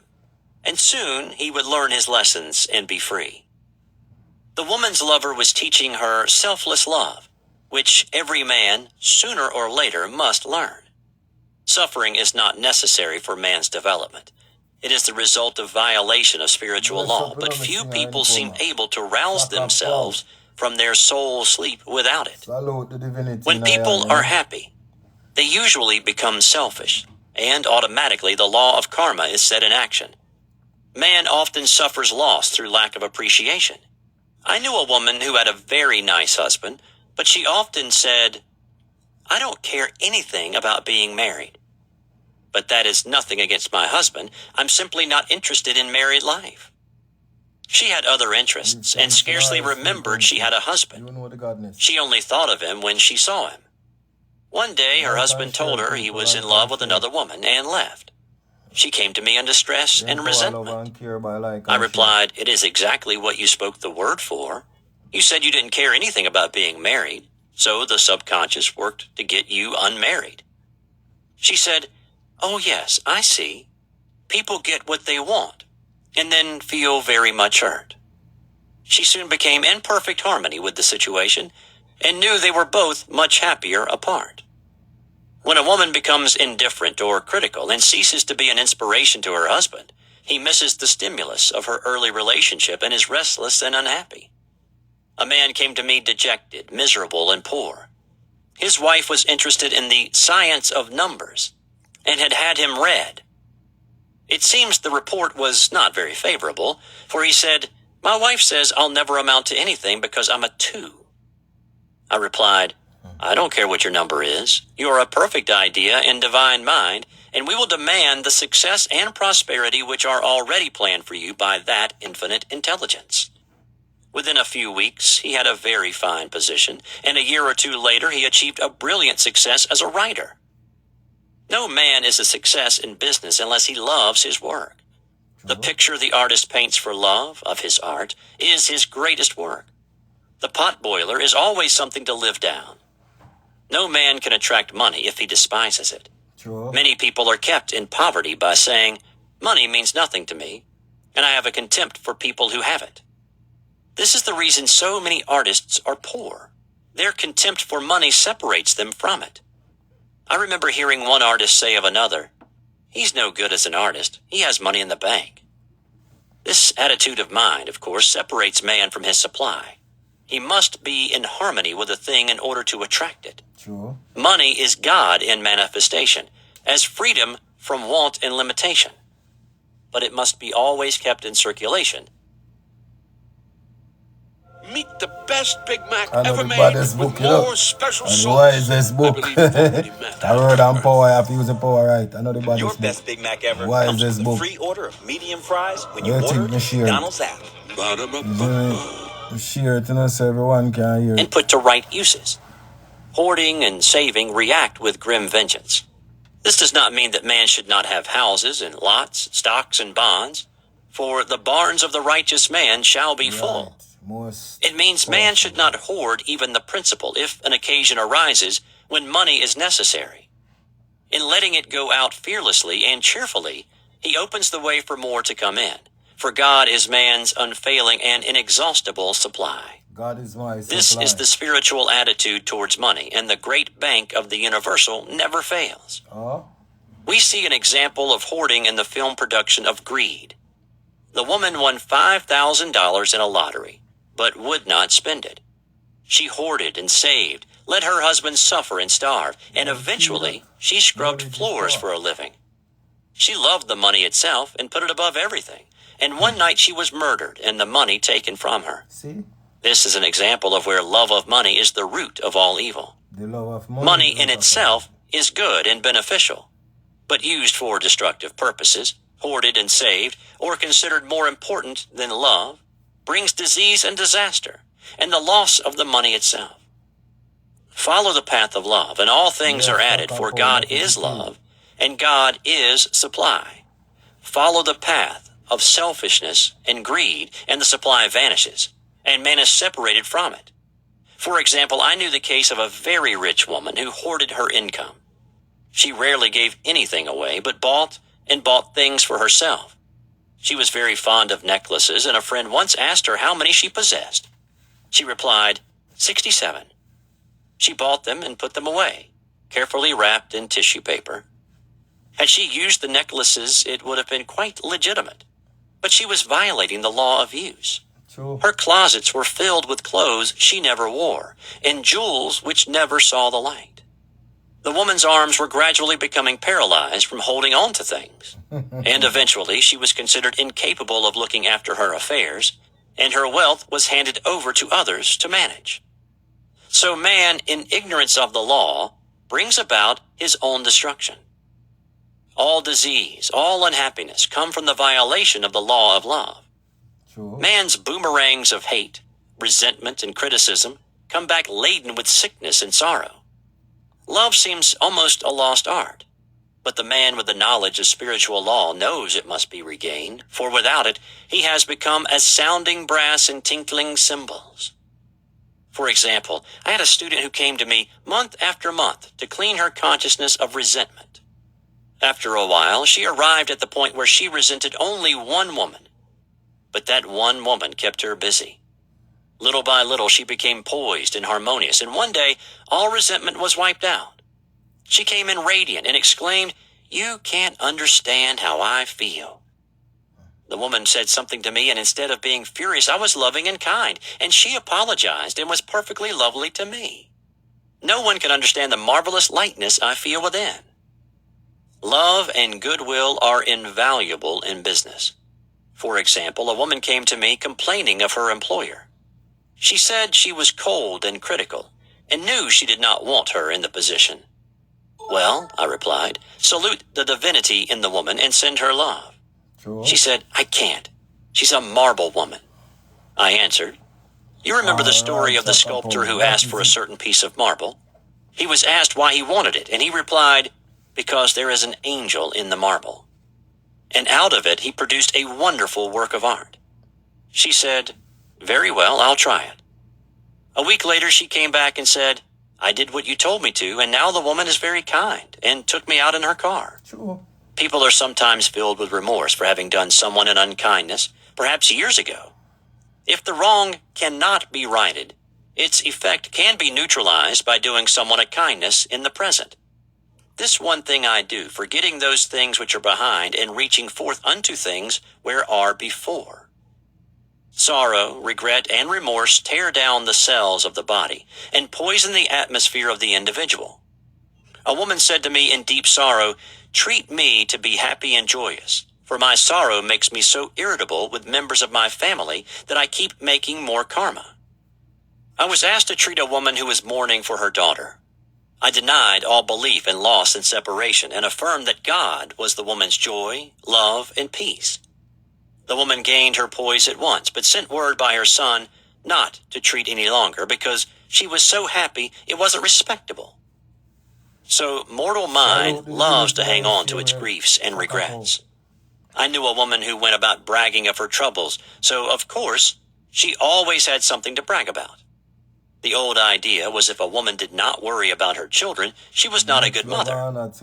Now, we know that mother fear is responsible for many of the diseases and accidents which come into the lives of children.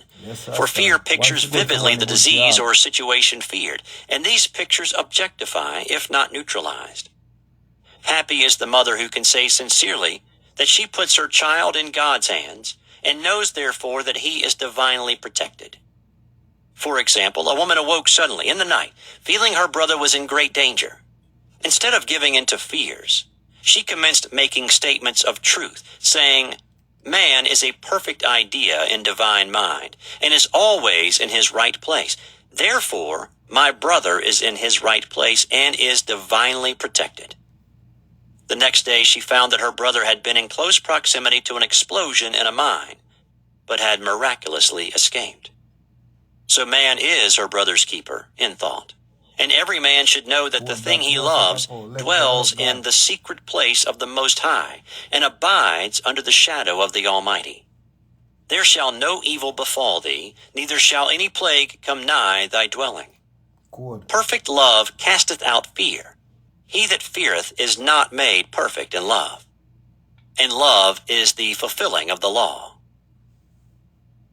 Chapter 8. Intuition or guidance. There is nothing too great of accomplishment for the man who knows the power of his word, and who follows his intuitive leads. By the word, he starts in action unseen forces and can rebuild his body or remold his affairs.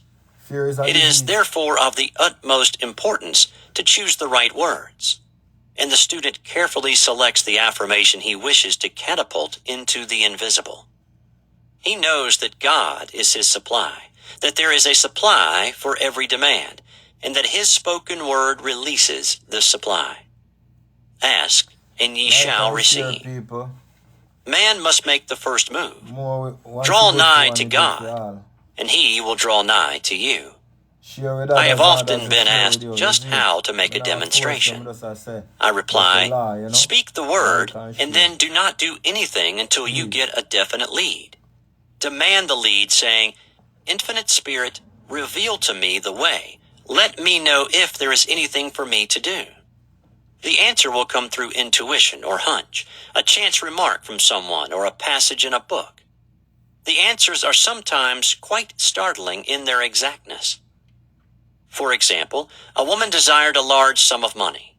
She spoke the words, "Infinite Spirit, open the way for my immediate supply. Let all that is mine by divine right now reach me in great avalanches of abundance." Then she added, "Give me a definite lead. Let me know if there is anything for me to do." The thought came quickly. Give a certain friend who had helped her spiritually $100. She told her friend, who said, "Wait and get another lead before giving it." So she waited, and that day met a woman who said to her, "I gave someone $1 today. It was just as much for me as it would be for you to give someone $100. This was indeed an unmistakable lead, so she knew she was right in giving the $100. It was a gift which proved a great investment, for shortly after that, a large sum of money came to her in a remarkable way. Giving opens the way for receiving. In order to create activity in finances, one should give. Tithing, or giving 1/10 of one's income, is an old Jewish custom, and is sure to bring increase. Many of the richest men in this country have been tithers, and I have never known it to fail as an investment. The 10th part goes forth and returns blessed and multiplied. But the gift, or tithe, must be given with love and cheerfulness, for God loveth a cheerful giver. Bills should be paid cheerfully. All money should be sent forth fearlessly and with a blessing. This attitude of mind makes man master of money. It is his to obey, and his spoken word then opens vast reservoirs of wealth. Man himself limits his supply by his limited vision. Sometimes the student has a great realization of wealth, but is afraid to act. The vision and action must go hand in hand, as in the case of the man who bought the fur-lined overcoat. A woman came to me asking me to speak the word for a position. So I demanded, Infinite Spirit, open the way for this woman's right position. Never ask for just a position. Ask for the right position. The place already planned in divine mind, as it is the only one that will give satisfaction. I then gave thanks that she had already received and that it would manifest quickly. Very soon she had 3 positions offered her, 2 in New York and 1 in Palm Beach, and she did not know which to choose. I said, ask for a definite lead. The time was almost up and was still undecided when one day she telephoned. When I woke up this morning, I could smell Palm Beach.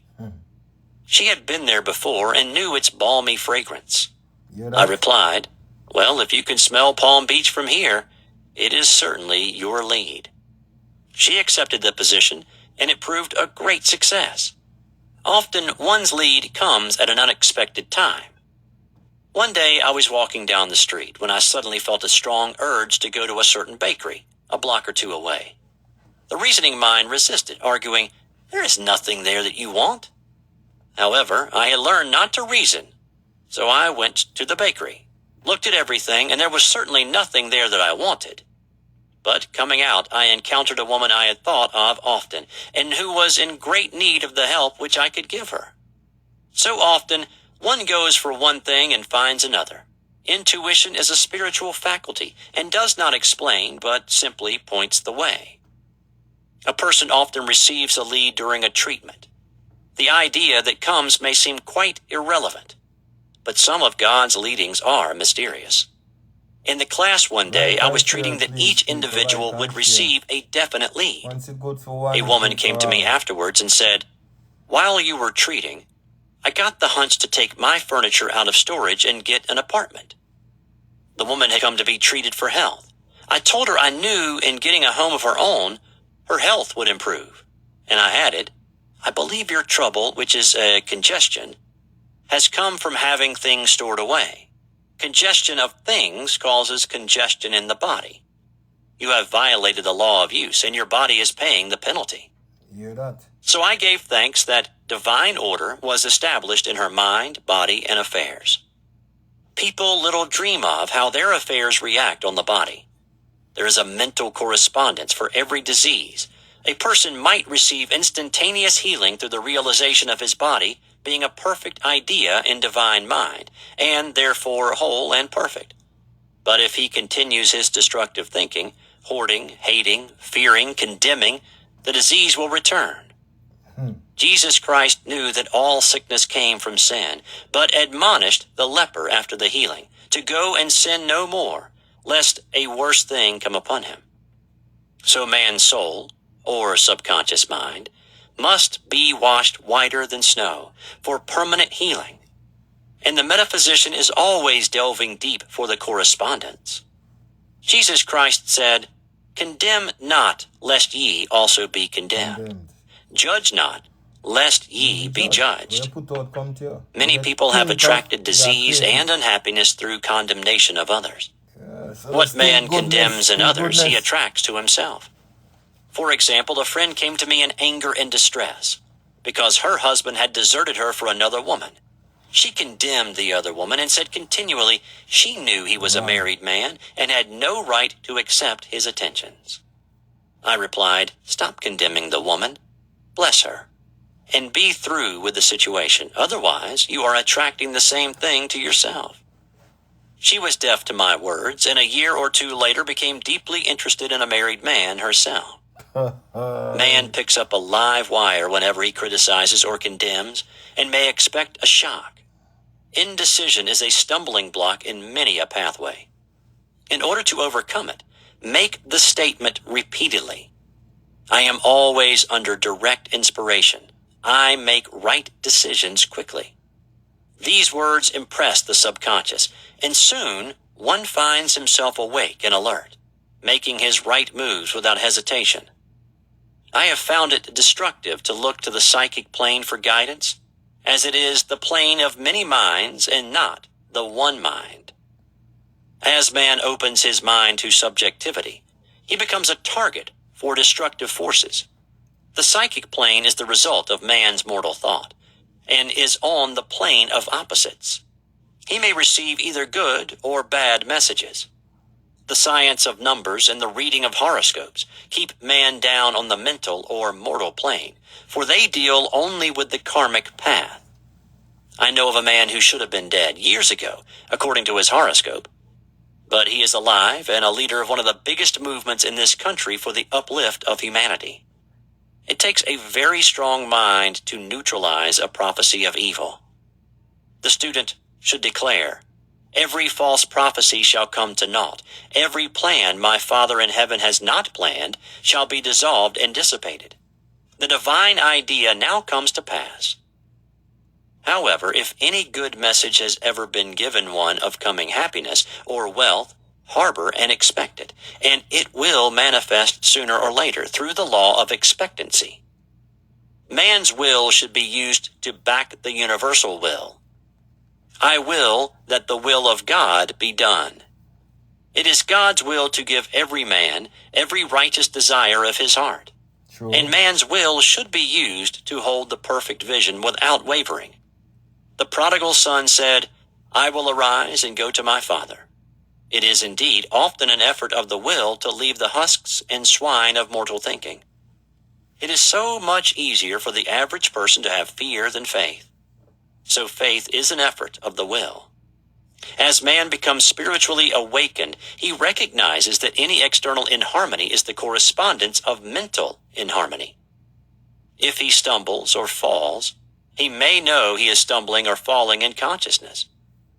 One day, a student was walking along the street condemning someone in her thoughts. She was saying mentally, "That woman is the most disagreeable woman on earth," when suddenly 3 Boy Scouts rushed around the corner and almost knocked her over. She did not condemn the Boy Scouts, but immediately called on the law of forgiveness and saluted the divinity in the woman.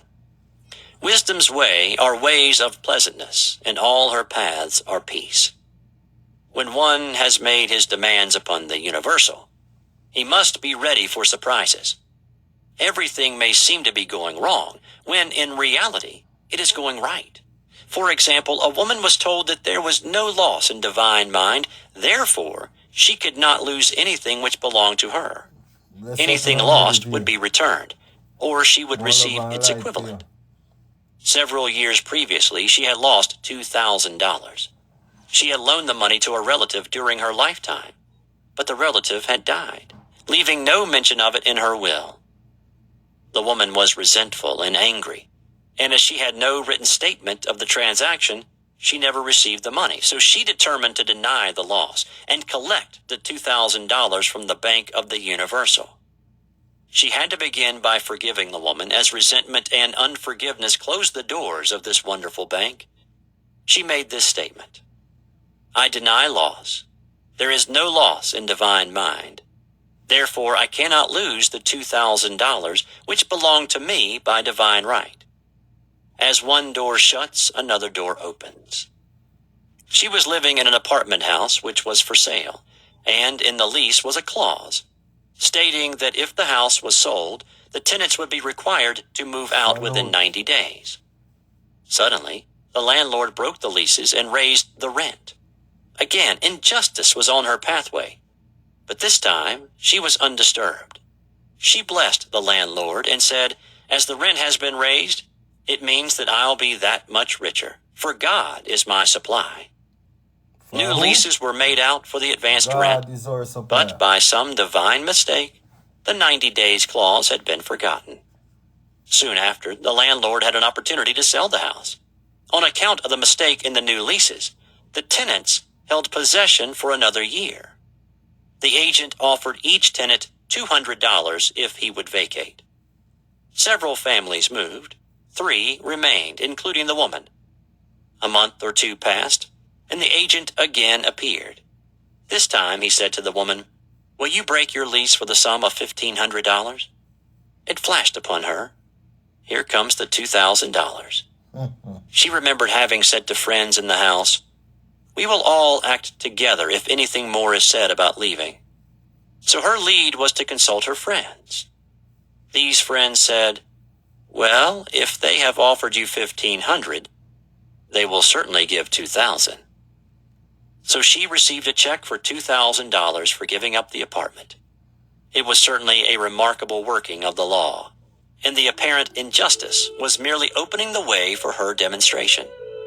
It proved that there is no loss, and when man takes his spiritual stand, he collects all that is his from this great reservoir of good. Yeah. I will restore to you the years the locusts have eaten. These adverse thoughts alone rob man, for no man gives to himself but himself, and no man takes away from himself but himself. Man is here to prove God and to bear witness to the truth. And he can only prove God by bringing plenty out of lack, and justice out of justice. Prove me now herewith, saith the Lord of hosts, if I will not open you the windows of heaven and pour out a blessing, that there shall not be room enough to receive it.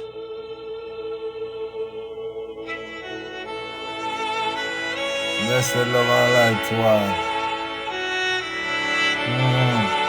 At the end of the book, it is the beginning of we seeking more and more knowledge. Basically, we should have, they should have teach we this in a school, You see, if you can imagine we did have them knowledge in a school. You can imagine we would have a more peaceful and harmonious world. Everything would have sink in a harmony. Man would have known their true purpose long time. But they still don't teach you education and give religion, which leads to control and divide. You see me, then come teach class and race. That not exists. That not exists. The Almighty God created us and give us dominion over all things. So God is our supplier. We don't have to look to man for nothing. Ask God for it, because everything was created on earth, it created for us. And money not no use without we. A big house not no use without we. Anything you want for comfort your life, it has no use without we. You dig what me I say? So that's it. You have to know you're standing on earth and know say everything we're creating in the universe created by us and created for us. And there's nothing on earth that you can think of that the earth no possesses the material. You dig what me I say? So your mind are the key. Challenge yourself now. Can you have sex with your partner without think? You have to think. Because if you don't think, you can't act. You have to think. So what that I tell us, man is a thinking center and your mind is the key. So the same energy where you can use for when the woman come over and give you sex, that enthusiasm, that joy. You see, if you can tap into the energy if you seek your wealth by your divine right. Because remember, you can use the law wrong. You can suppress your thought upon somebody. Like a man can have a house. And you say, you want that house there. But remember, the earth is a law of the fullness hereof. Everybody have the power. So if you say you want that house and suppress your thought upon it too much, and put your will upon it, you'll get the house, but you don't want to kill the man. So all you have to do now, use your divine willpower. We say, you'd love a house just like that. It's your divine house. You don't want the man house, you want your house, your divine house. But by design, like that house. You understand me? I say? That's why them say if you conceal intention. Because man's mind is powerful.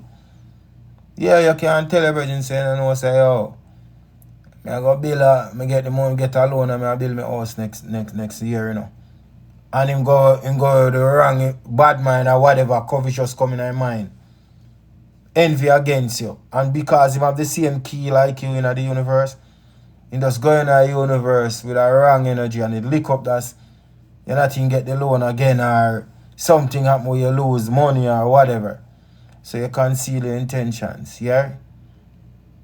All the woman who you lie down with just make them know so I work on a blessing with all of we got alright.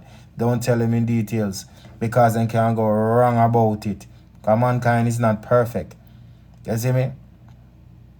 That's why good for when you have a divine bonding. Me no use relationship, because relationship bring too much demonic energy. When anybody try relationship, it never work out. Obviously, the world where Babylon going in relationship attract a lot of shit. So, me come up with something named divine bonding. See? Because based upon when you study as a grandmaster, you can't just study where the book say alone. You have to design something. So, me come up with something. Instead of relationship, say divine bonding. And you know why divine bonding have to work? You know why it have to work now? You have to do 3-stage cleansing. You have to do the spiritual cleansing, the physical cleansing, and the mental cleansing. So any woman or man don't want to do a spiritual cleansing, something wrong. Okay, the basic rule of doing spiritual cleansing, whether you go to a reader, woman, or a hobby, or whatever it is, good and evil, whatever you call it, witchcraft, anything what you want to call it, seek a mutual one together. Don't let the woman carry a fear one, because they can compel and bound you. And don't make the man bring you God none what him know. They will compel and bound you same way, because you can't trust mankind. So use your wise knowledge. If you know, so the both are no seek a mutual spiritual cleansing. You understand me I say? And anytime you bring that to any one of your partners, if you go do spiritual cleansing and them want to go, something wrong. That's why them love relationship. Because relationship come with side chick and one whole of foolishness, heartache and pain. But when you deal with divine bonding now, you deal with the oneness, you deal with the one order, with the universe. So your divine bonding and your life can be blessed. You know what I mean? Your creativity of art, everything gonna be blessed once you go through divine bonding. Because things you used to do, you do them no more. The way you used to think, you think no more. You understand me I say? Yeah, and in the physical cleansing, as long as you live upright in the sight of the Almighty and the two on holy one energy, a whole probability not going to manifest upon you. You dig what me I say? You're not going to start resemble one another. You understand? You look like brother and sister. You know, you see nature a shape, you know. In an example, so the world or who live around you can see and learn from you. Because man is no, we are not nobody friend, you know. We are not nobody company, you know. We are all teachers. You see me? Because everything we then give it. Who is capable of being a friend or capable of being loyal? Only the Almighty and the laws of the universe. Mankind not capable of being loyal or being a true friend.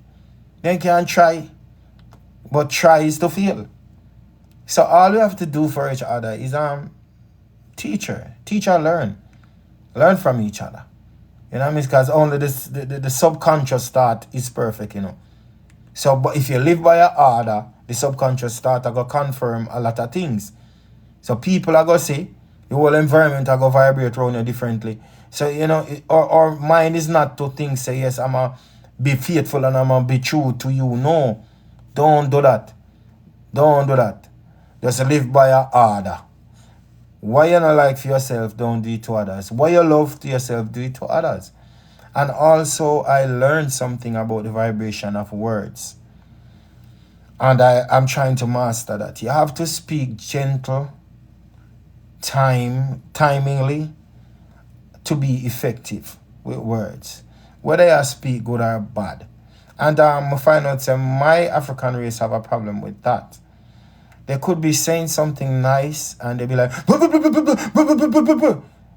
that's like a weapon. That's like a sword chopping. You know what I mean? So if you realize how the Adamites then project it, because they are taught these things, you know. All these things were stolen from Africa. All these books where them I put their names to them write it is lie. All these stuff. Who's the first people to see civilization? All the artifacts, all the books, they are stolen from Africa. So anytime me hear knowledge, me know which belong to us and which one belong to them. Because in the reality realms, prove yourselves by actions and not by words. In actions, you can know what the other people created. They create nuclear weapons of mass destruction. That's their thing. They're real to that. That's a for them thing. But I'm so happy that them take our thing and put their name to it. So them probably look glory and fame, but at the end of the day, the cause effect is the positivity. Because the half that have never been told, it's been told now. It's open to everyone. Just like back in the days, like more than 4 million years ago, life exists in Africa, in Akibulan, yeah? But if you should carefully look, right? Every man, every woman did have powers. They know the laws of the universe. They know how to use it. You can imagine that harmony that they were living in back then. Yeah. You don't have to hurt nobody. You don't have to kill anybody. And the other might say come declare war. And the other might say come declare war and then force God people them now for war. Because you have for war. You know, we can come kill my family. You know what I mean? So you see me, I say, to every action is a reaction. But we are people of love. We are people of the sun. And all people, all nations come out of Mama Africa. All nations come out of Mother Earth, the Black Madonna. All nations, they are our children. We are their fathers, we are their mothers. And they know that. They were taught that. But they are scared to really, yin and yang, the same balance, negative and positive in any form. But they are scared. I often hear they saying they are scared to give back the original man them full authority and governance of the earth because some of them are ignorant. Some of them are ignorant. But there's a special lineage of people through the earth, right? They are the rightful people to thrones, to kingdoms, and to leadership. And those people, they have the O. Is anybody have the blood type, the O? I have the O. O means I can give blood to anyone, including animals and birds, to save their life. So it's not hard. It's just mankind for us humble themselves. Humble themselves. You see me, I say, humble yourself and go back to basic. You see me, but remember I said the earth is ours to manage. And we the Almighty give authority over it. And I said the Almighty say rule the world for 6,000 years now, and now is our time. So that's why I take the time to spread knowledge and wisdom so you can empower on yourself. You dig what I say? Anybody who want this link, inbox me. Me send you it so you can study on your own. You understand me? I say? Because it's good to study in a quiet place when you truly have time. Who like to study, who learn more by having a little wine, not don't over drunk with moderation. Who love to study with a little spliff, find a little time. You dig what I say? Because we need to empower ourselves because 6,000 years finished. You understand? The devil will only rule the world for 6,000 years. Now it's our time. But how we going to rule the world without knowledge and power? How we going to do that? It won't make any sense. Man, I going to use them own selfish desire and them own greed and need and mash up the earth. And that's not a true leadership. You have to do global policing. You have to know about the global order and the global authority. Once it's good for one, it's good for all. So you have to know that. And if you're not called in divine right to that order, then leave it to who is called to that. Find your department, find your work, find where find your office so we can empower the true qualities of leadership for everyone, not only man, but include animals, birds and beasts and everything that pass through the sea. See me I say?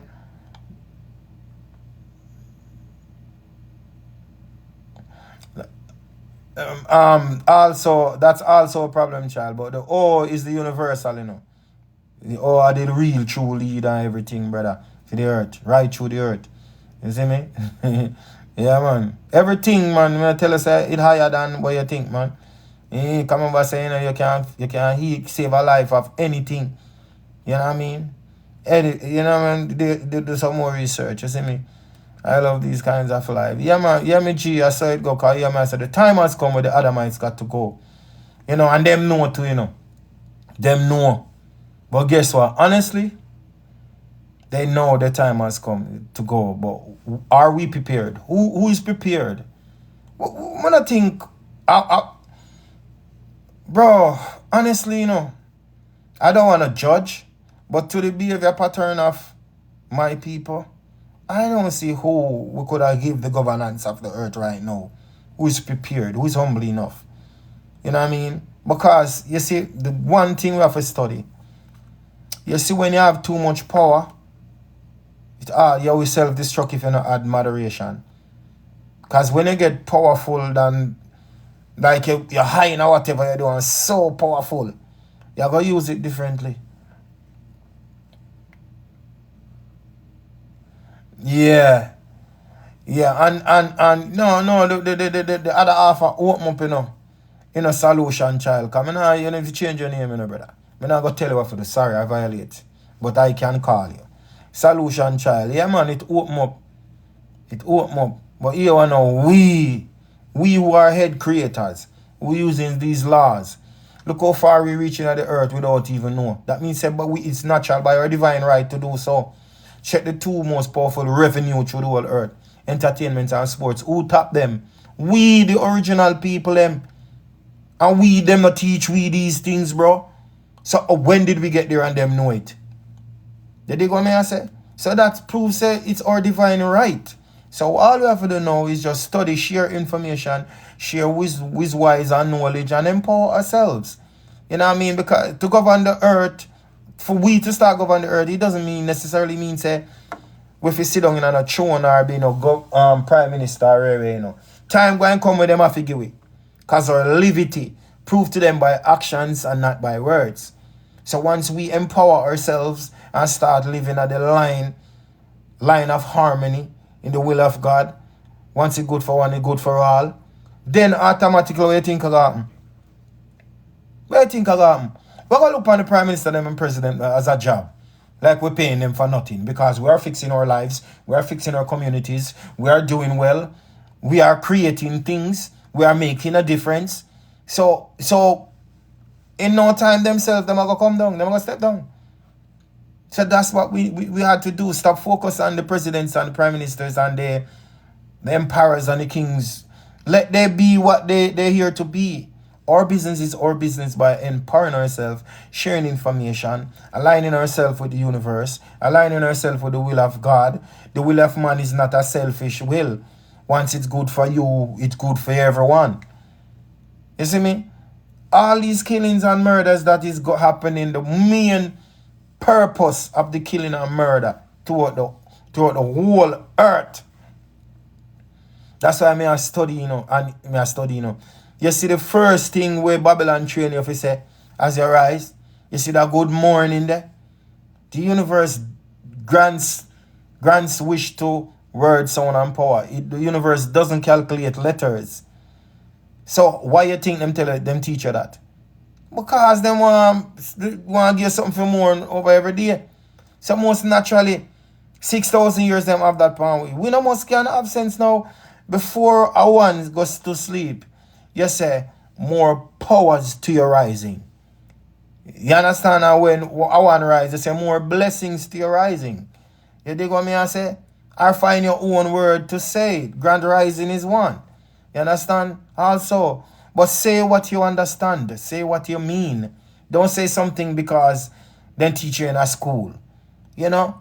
Say, use your own wise and knowledge. Say what you mean to the person. Say it. Don't use words that we don't know. You know what I mean?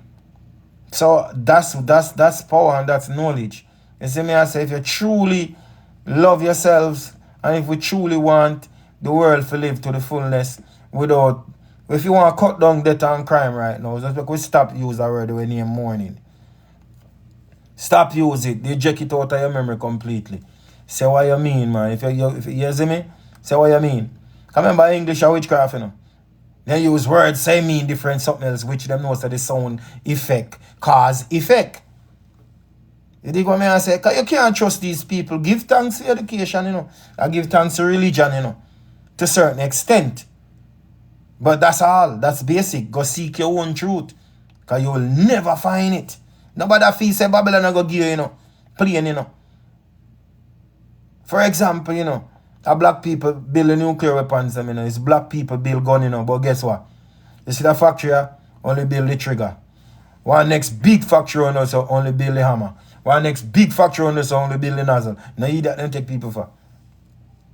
Now waste time with Babylon, man. No working on a Babylon factory, not man. Love Babylon work, brethren. They only work them when me say for go and they say the doctor, the nurses, them, the scientists are, yeah. Those are angelic order. Dig? Stop waste time I work for Babylon, brother. Shut down the country where you live in. Go create something for yourself. You're a creator. Or a man make cell phone. Or who make this work with upon it? What good for one, good for all. And could have built a female in family alone. but you want to gain wealth. So in order for you simple beat the thing what they call poverty and beat the thing what them call lack of needs is by plug into the source of abundance. Create something for, look around every day as you walk. Just look. Why you work for Babylon for 50 years and can't build a house for? Shut down Babylon work, man. Stop work for Babylon, man. Shut down every factory. If I no food and if I no health, especially if you no organic. If a chemical for destroy the earth, left it, because you will be held accountable. If you know so them a build this certain chemical that kill off people and you still at work there, why are you slaving yourself for destruction when you can go create something? Just create something what costs $1 US value. Your market is there. It's 8.1 billion people did it worldwide waiting to buy your creation. You dig what me I say? Yes, solution, child. Yeah.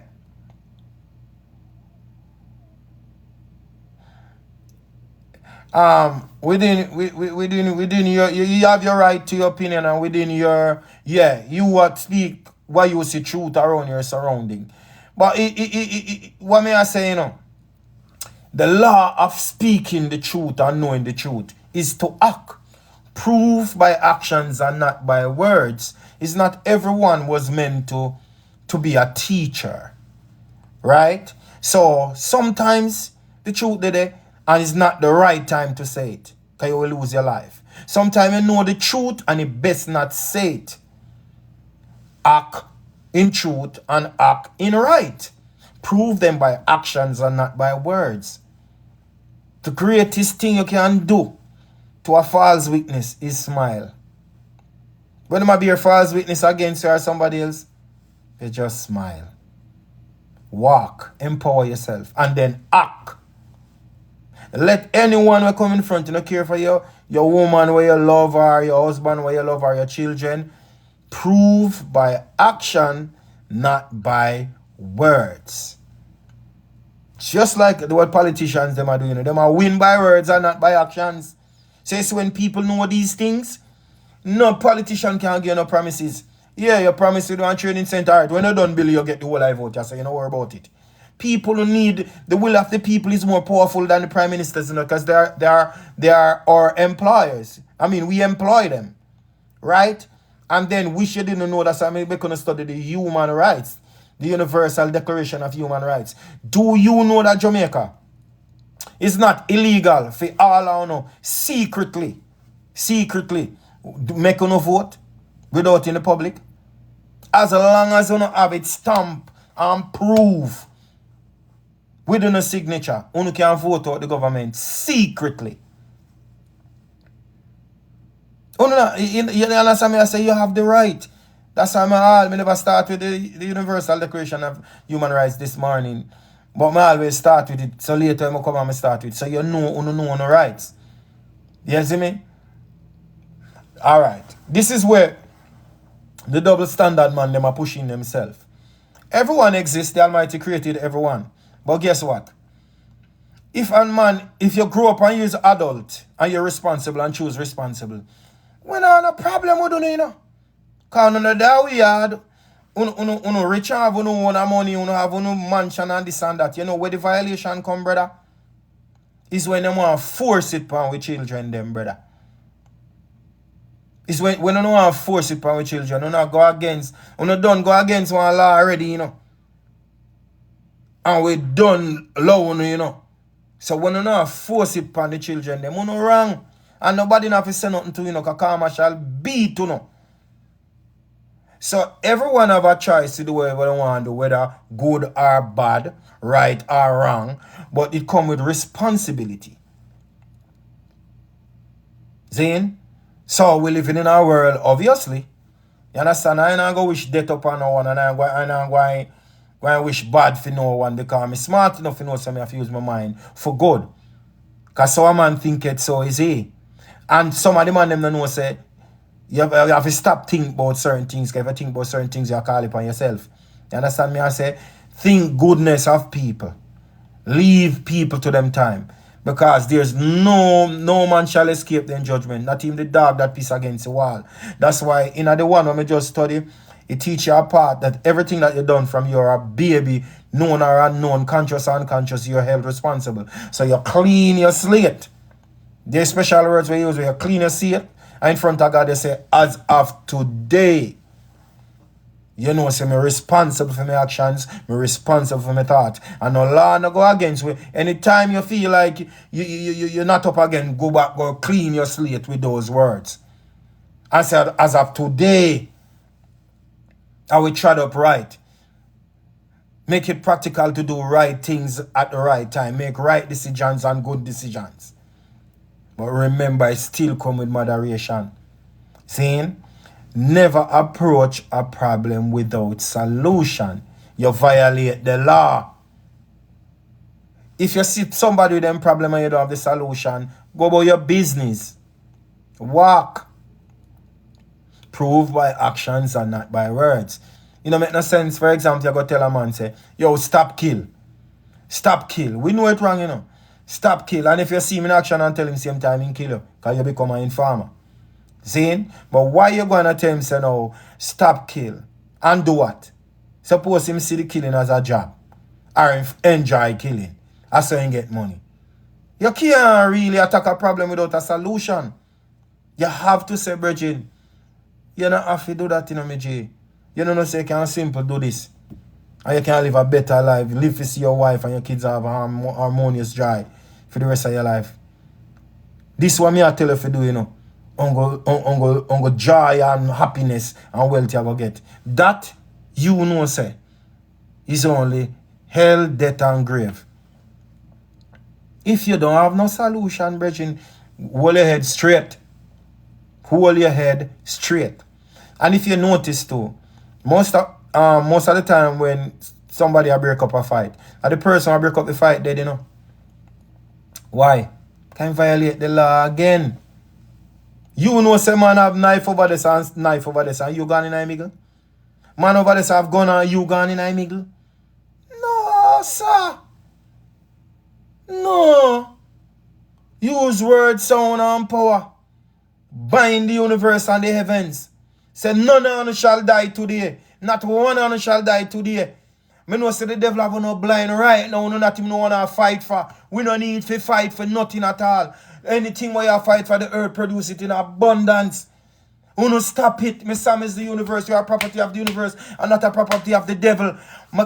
Seize all war. When you start manifest, remember me tell you. You see the 2 man war? Remember. Lightning message lick them. I say, true, no, we are fight over for true. It also coming like argumentative demons in your house.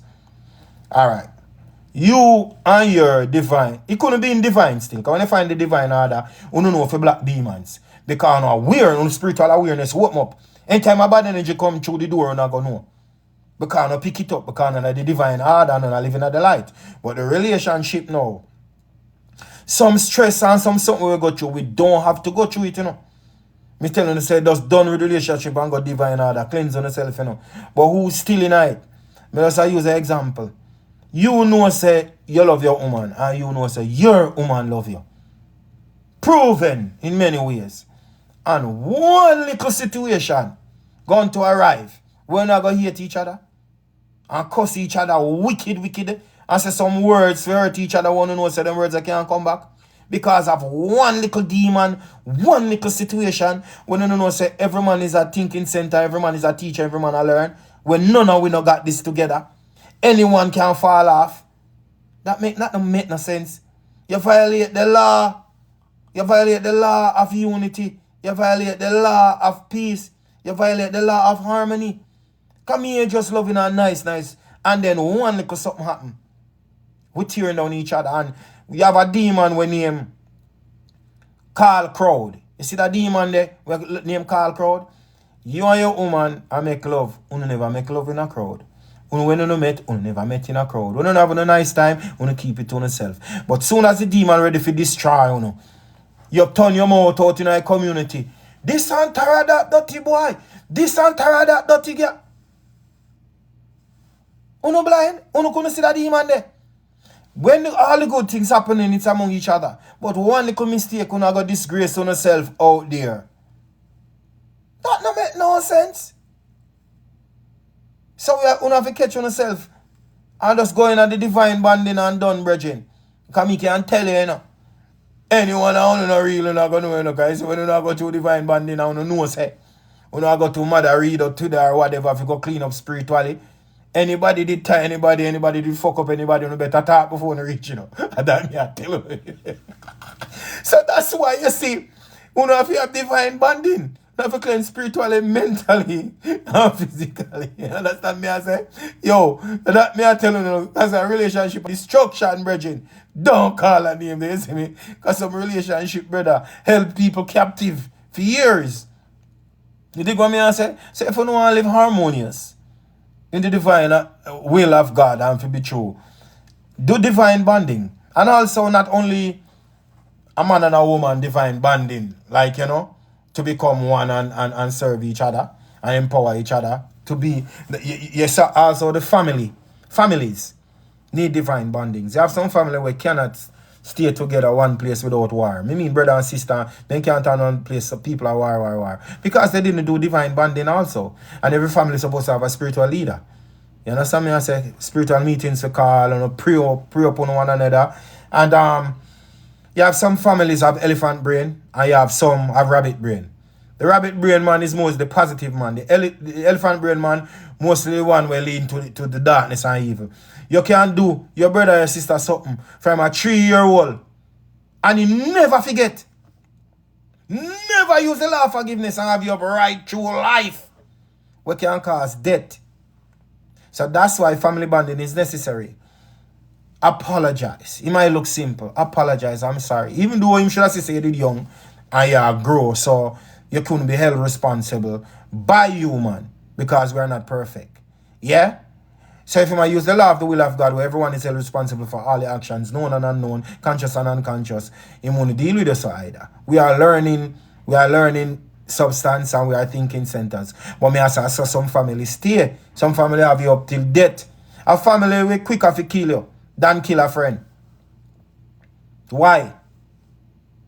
A family will quicker to kill a family than shoot a stranger.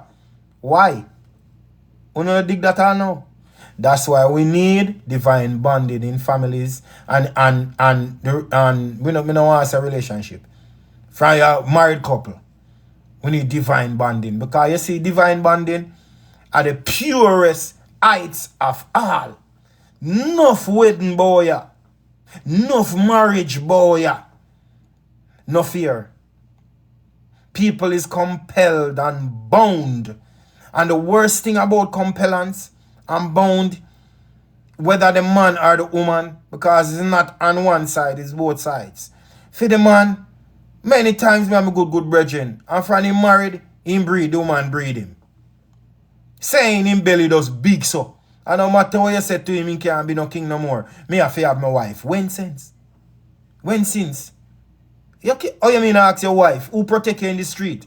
When your wife not there, when you want a time out to play a domino, who you vibe with? You can't. Marriage doesn't mean to devote to your wife all the time. She are gonna need for your time too. You understand me? I say, because if we don't get time from each other, we can't vibrate. We can't be more powerful. We can't prove to nobody say our relationship real. Seeing one another every day and share, live life natural like how you feel live, like walk to the park, go pick some fruits, go to the river, swim. What that mean? A jail you're gonna put yourself in? Marriage them I mean for jail yourself. Marriage means if you set an example, so whether behind my back or in front of me, my wife act according and me I do the same. Then call that integrity. So everybody know if you ask if you're married.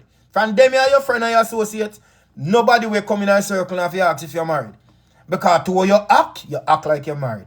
To where you talk like you're married. And your friend must say, no man, she have a good husband, man. But with that, brethren, nobody come yourself with your corruption, brother. That the woman, they are right. If you ever see that the woman, the king. Right now, that man go to the mission and free up some people over there. So you sometime now, if you talk, people know who you are by how you shine your light.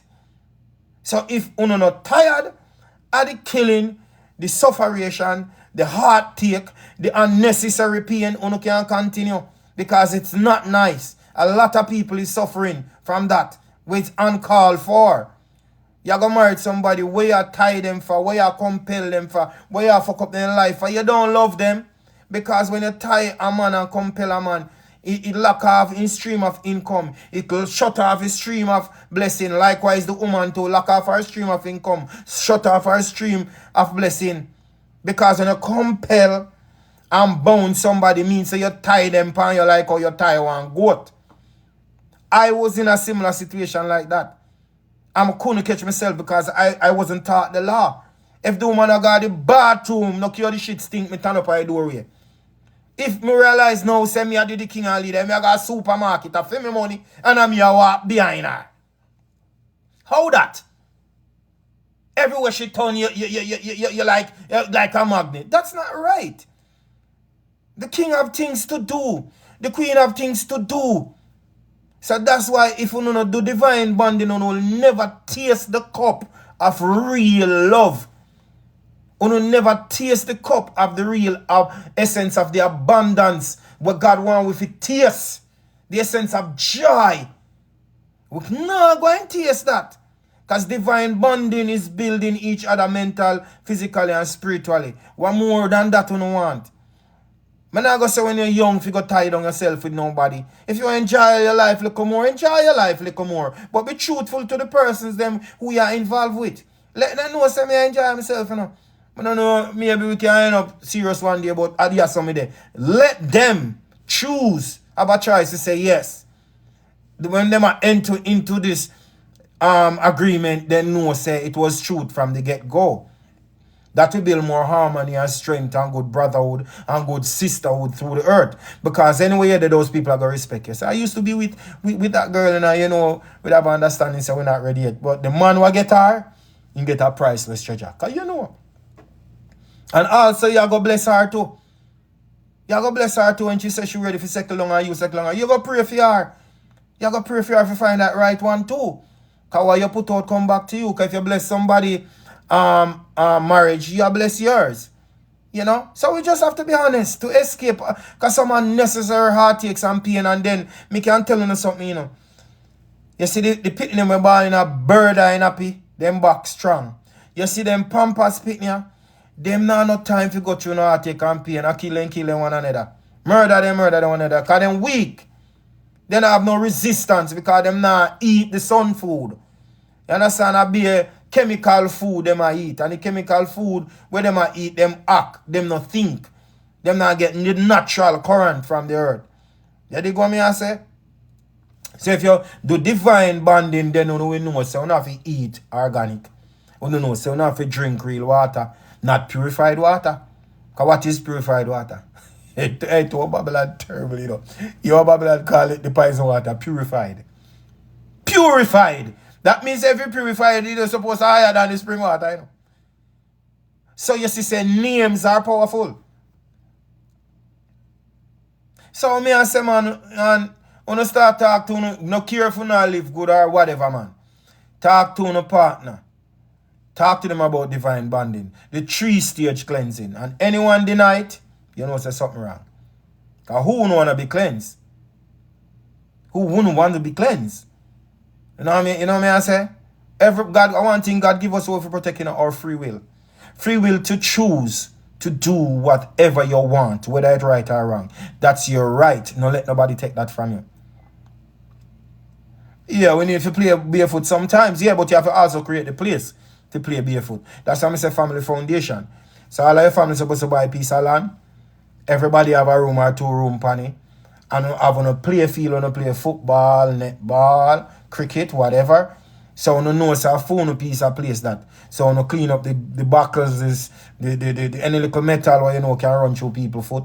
You know, so we have walking barefoot, but we have to use wise same way and knowledge. You dig what I say? So that me I go back to now, you know. Everybody, the 10 richest family in the world. Obviously them born out of them mother without nothing like me and you. But why they are the wealthiest family in the world? Because they do things different, right? It's not too late for us. Start with family foundation.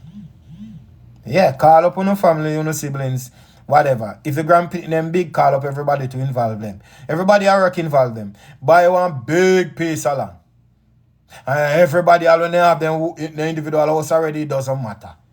Everybody build upon that piece of land. One room till reach two room. So when them a talk about Castle and Palace, them a go see one name Palace now. The family foundation. When they fly over Jamaica or the Caribbean, they make them see what Palace look like. Because if it's 1,000 room, 1,000 somebody live in there. And they are all families.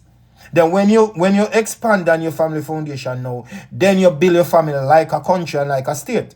Make sure you don't have no lawyers in there, no doctors in there, no police in there, no soldiers in there, no scientists in there, you have everything in our family. Then you experience power. Then you can help your sister and your brother them to choose wife. Because once they come in that house of love and positivity, anyhow them come with no wrong intention, the energy are going to wheel them out. Boop, then gone. And we have family, we have spiritual leader in our family. So we are going to know if your intentions are pure. And that means we're not judging, but we are going to see. You are going to live with the whole family for 1 or 2 years before. Everybody say, yes, it looks so, it looks like, say, yeah. And that the time now, we're not going to understand, say, no, divine right, I go prosper because you're not put down a one, But you got also question the person, family foundation too. What's your family name? What's your family business? And them something start cause a power to power now, We tired of this back of the train, something. So when you say, my family name so and so, my family business so and so. Say, all right. Probably can family and family probably can do some business together too. Which it gonna happen anyway. Because if my wife family is in coffee and my family is in milk production, we can merge something. I'm just saying, for example. So when we have that mindset, there's no way we could have see poverty. Because poverty not really is a mental thing. Building your family foundation, building your family business. Nobody, you see me, every day you wake up, you have something to do. Every day you have something to do because you're building a family foundation. Because it's 100 years from now, your family is going to be mighty, powerful in the earth. Not only for themselves, but for others. Because what you create is to sell, to distribute, to serve the universe.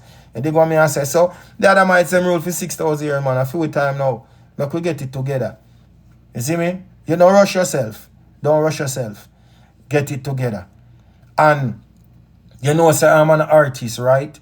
And the Almighty God give me the time and the space now. Me no busy, For there for reason, And if you know the book as me say in box, me say, me have the time now. I don't know how longer. But me have the time. Work with the time. You dig? Work with the time. Educate yourself. You see me? Educate yourself. Prove by actions, not by words. Make on a WhatsApp group, put on a family them in there. Start discuss family foundation. Start discuss piece of land. Where the whole land go buy and build pan. Not only for you, because most of our fathers think selfishly. They think of today and tomorrow. Them not think for the next 100,000 years will come. But with children, them we have a solid foundation. So them never do it. We're not blaming them. We give thanks where them bring us. Because as good as things is, most of our grandfathers and great grandfathers and great grandmothers was wise. Them always left land for your grandmother them, You remember back in the days, ask your grandmother if them parents never used to left land for them. Every pitney they left piece of land for them. What that I tell you say? Only them nowadays people don't think so. So we could get back to the root, like the Matalans, the Ching, the Changs, the Rothschilds. Them born out of them without dime like me and you. But obviously they weren't thinking about themselves. They wasn't thinking about today. They were thinking about 100 years from now. And that's why I salute the divinity in them.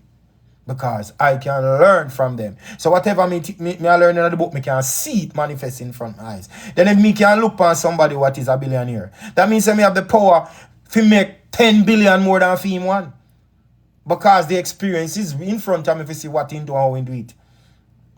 So me must can do it better. And that's the only thing the other might say do. Look power with how we do it. The only thing I want to do, you know. We can't tell you, See if the other side of people them could have sing like a way and run fast like a way. We don't exist on the earth of that. I try to tell you. I true. Then try it, you Then try your funny. Understand me? I say. But it's just ordained, you know. Say if we have the power we are the creator. We forget somebody wealth of the earth, man. We forget we fear share. We don't want for nobody. But oh gosh, man. Now we build the economy of the world, man. And we don't get not in 5% of the wealth. We build the whole 100% of the wealth worldwide. Check the Versace, them the Gucci, anything where you want to call it. In a sports, music, check it. Check how much revenues those things pull in every year. How much we get out of it. That me I tell you. So we have to seek knowledge, seek power, and do the right thing. Prove by action, not by words. Conceal your goals. Conceal your intention. When you just tap into knowledge, it's go sweet as you see your friend, you just want yap.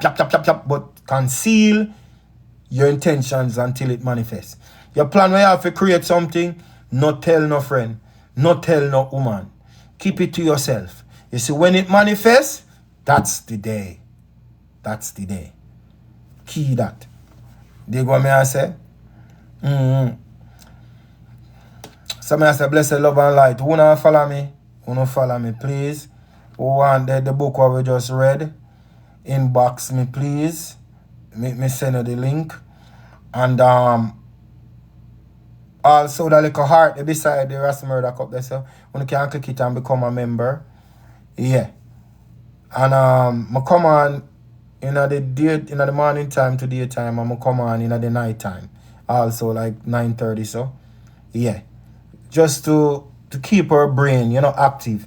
Because that is it, knowledge is a thing where you can't energy no sleep, That's why the scientists look through. When you look on your skin, you see billions of activities. That means that we don't sleep. We always study, always empower each other, always iron sharpened iron, always. Because there's so much distractions out here. Always. There's so much energy for you. When you come off of this, you'll go drop asleep or somebody trouble and you forget. No. Always depend it. Always depend it. Always depend it. Always. Because them should have teach with this in a school so you live in our DNA. No, them say we all can't go in that lie. Practice. Practice. Practice. Practice. Yeah, man.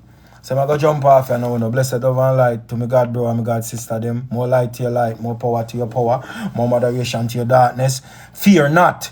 No 100% about evil, no 100% about good, no 100% about darkness, no 100% about light. Because God Almighty give you authority over all things. Is how you do it, what you do with it. And remember saying, don't violate the law of karma. What you put out, coming back to you. So once you got the power belong to all, not one. All of us. All right. The riches and the wealth of the world. Did it deny anyone? No. You not deny no one.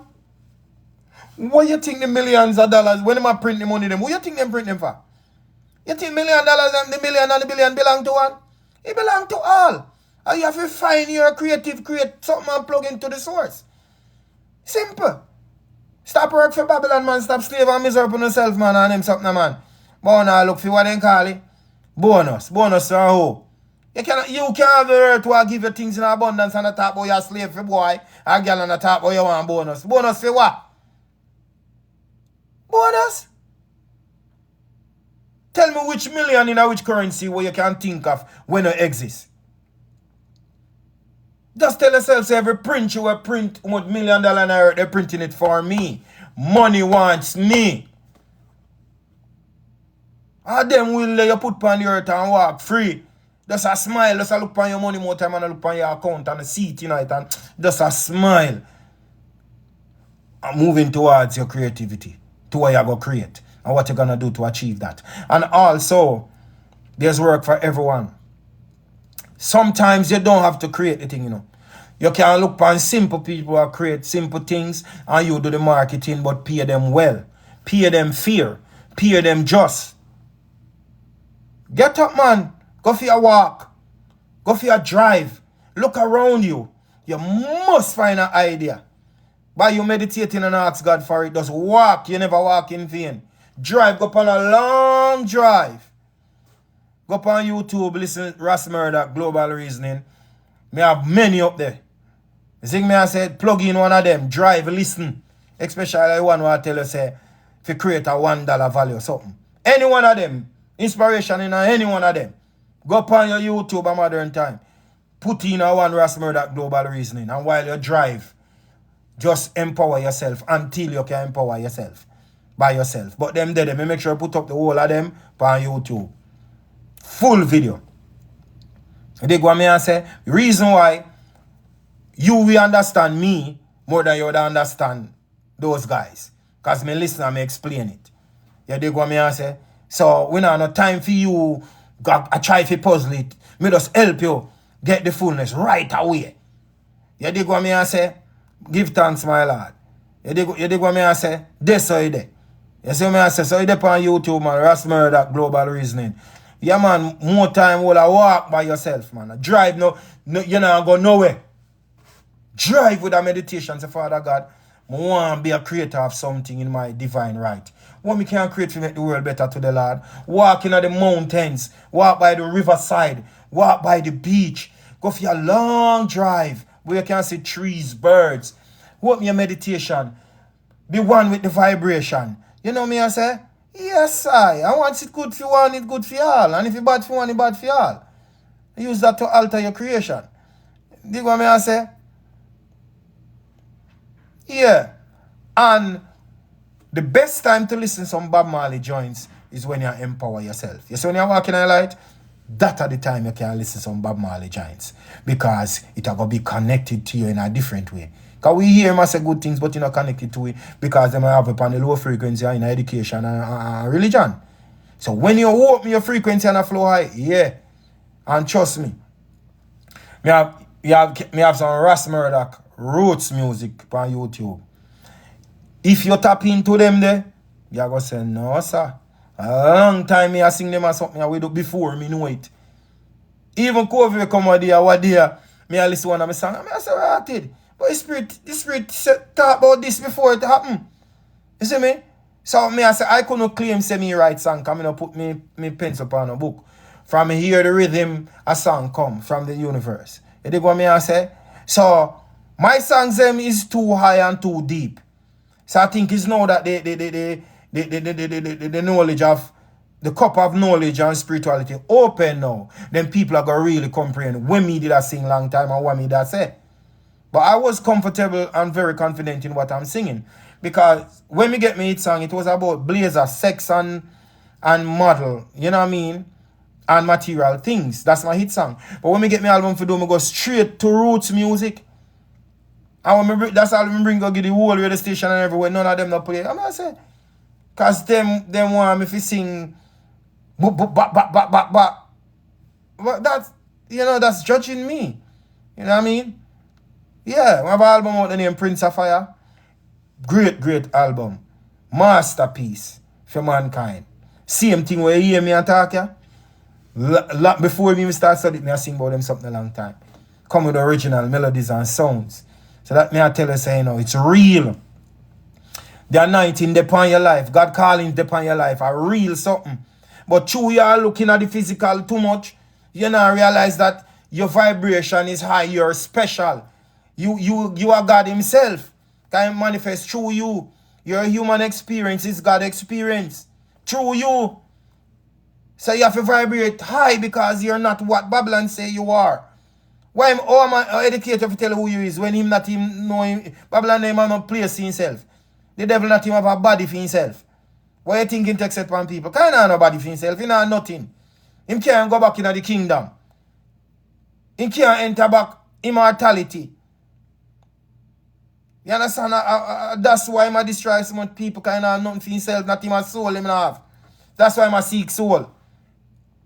Say the more he get time, more empower himself. Them lose it back a long time. If me can tell you, say the devil vision me. What that I tell you, say? I just say, you know, I shouldn't make people get me down, brethren.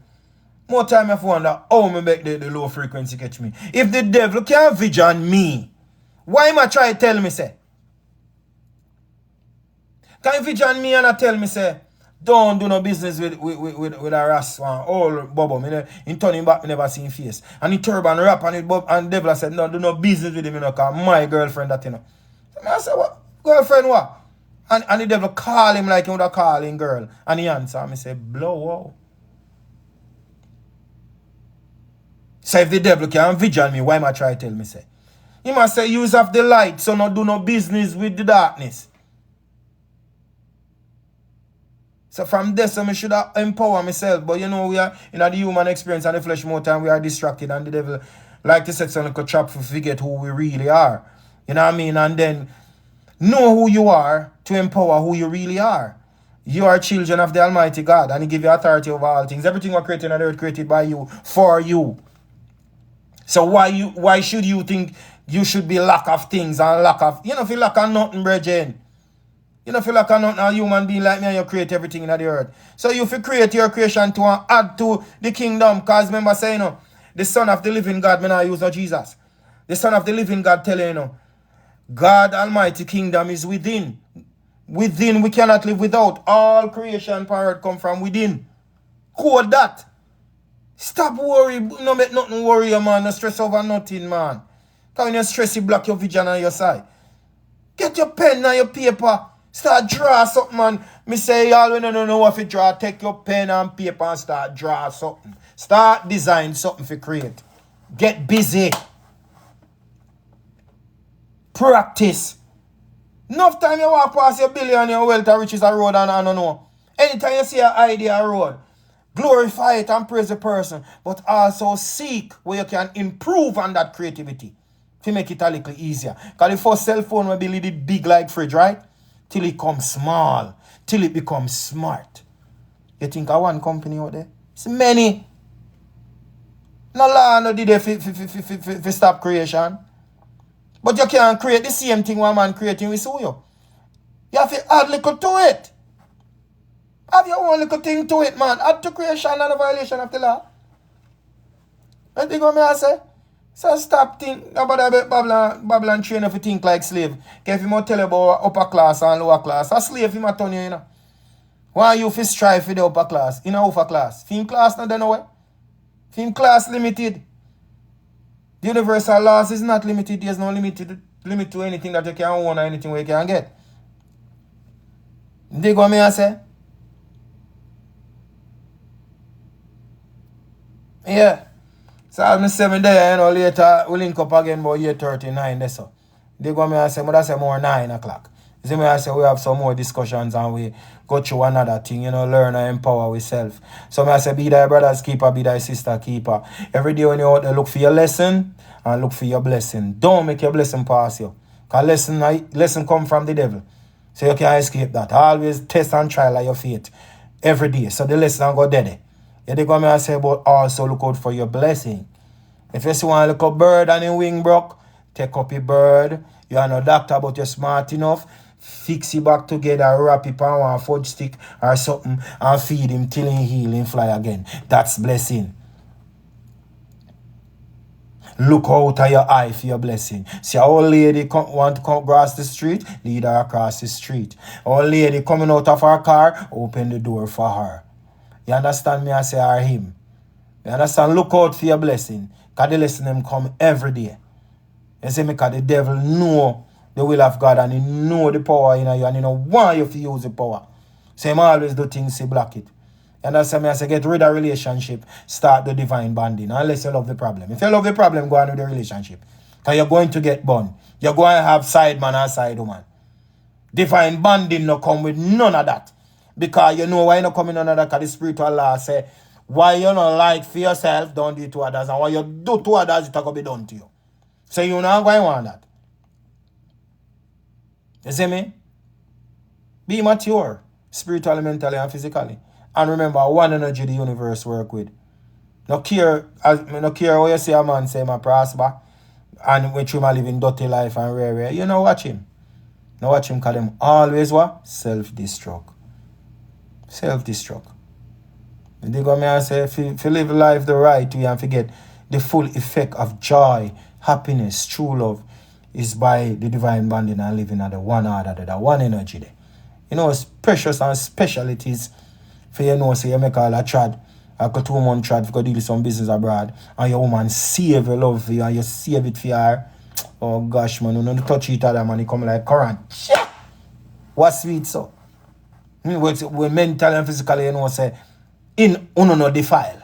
No, they defile. You know what kind of joy that? So you got risk, experience that joy. If some joy when it makes sense, when go bring you down and bring your problem and bring your crosses in your life. To get something good, you have to reserve the space to good. Me abstain from sex for 3 years when me that study. Some more time when I feel lock off on myself, you're like, here, my brother and my sister. 1 year without sex. Yeah. And just go and seek spiritual lights and power. Yeah. Having sex with the wrong person can bridge your current. Can bring you right back at zero. Because when you have sex with a one person there, we have sex with 30 other person, a 31 energy that'll lick you up. You see me? So divine bonding, man. Done with the relationship. You see me? So me there, man. Later. Blessed love and light.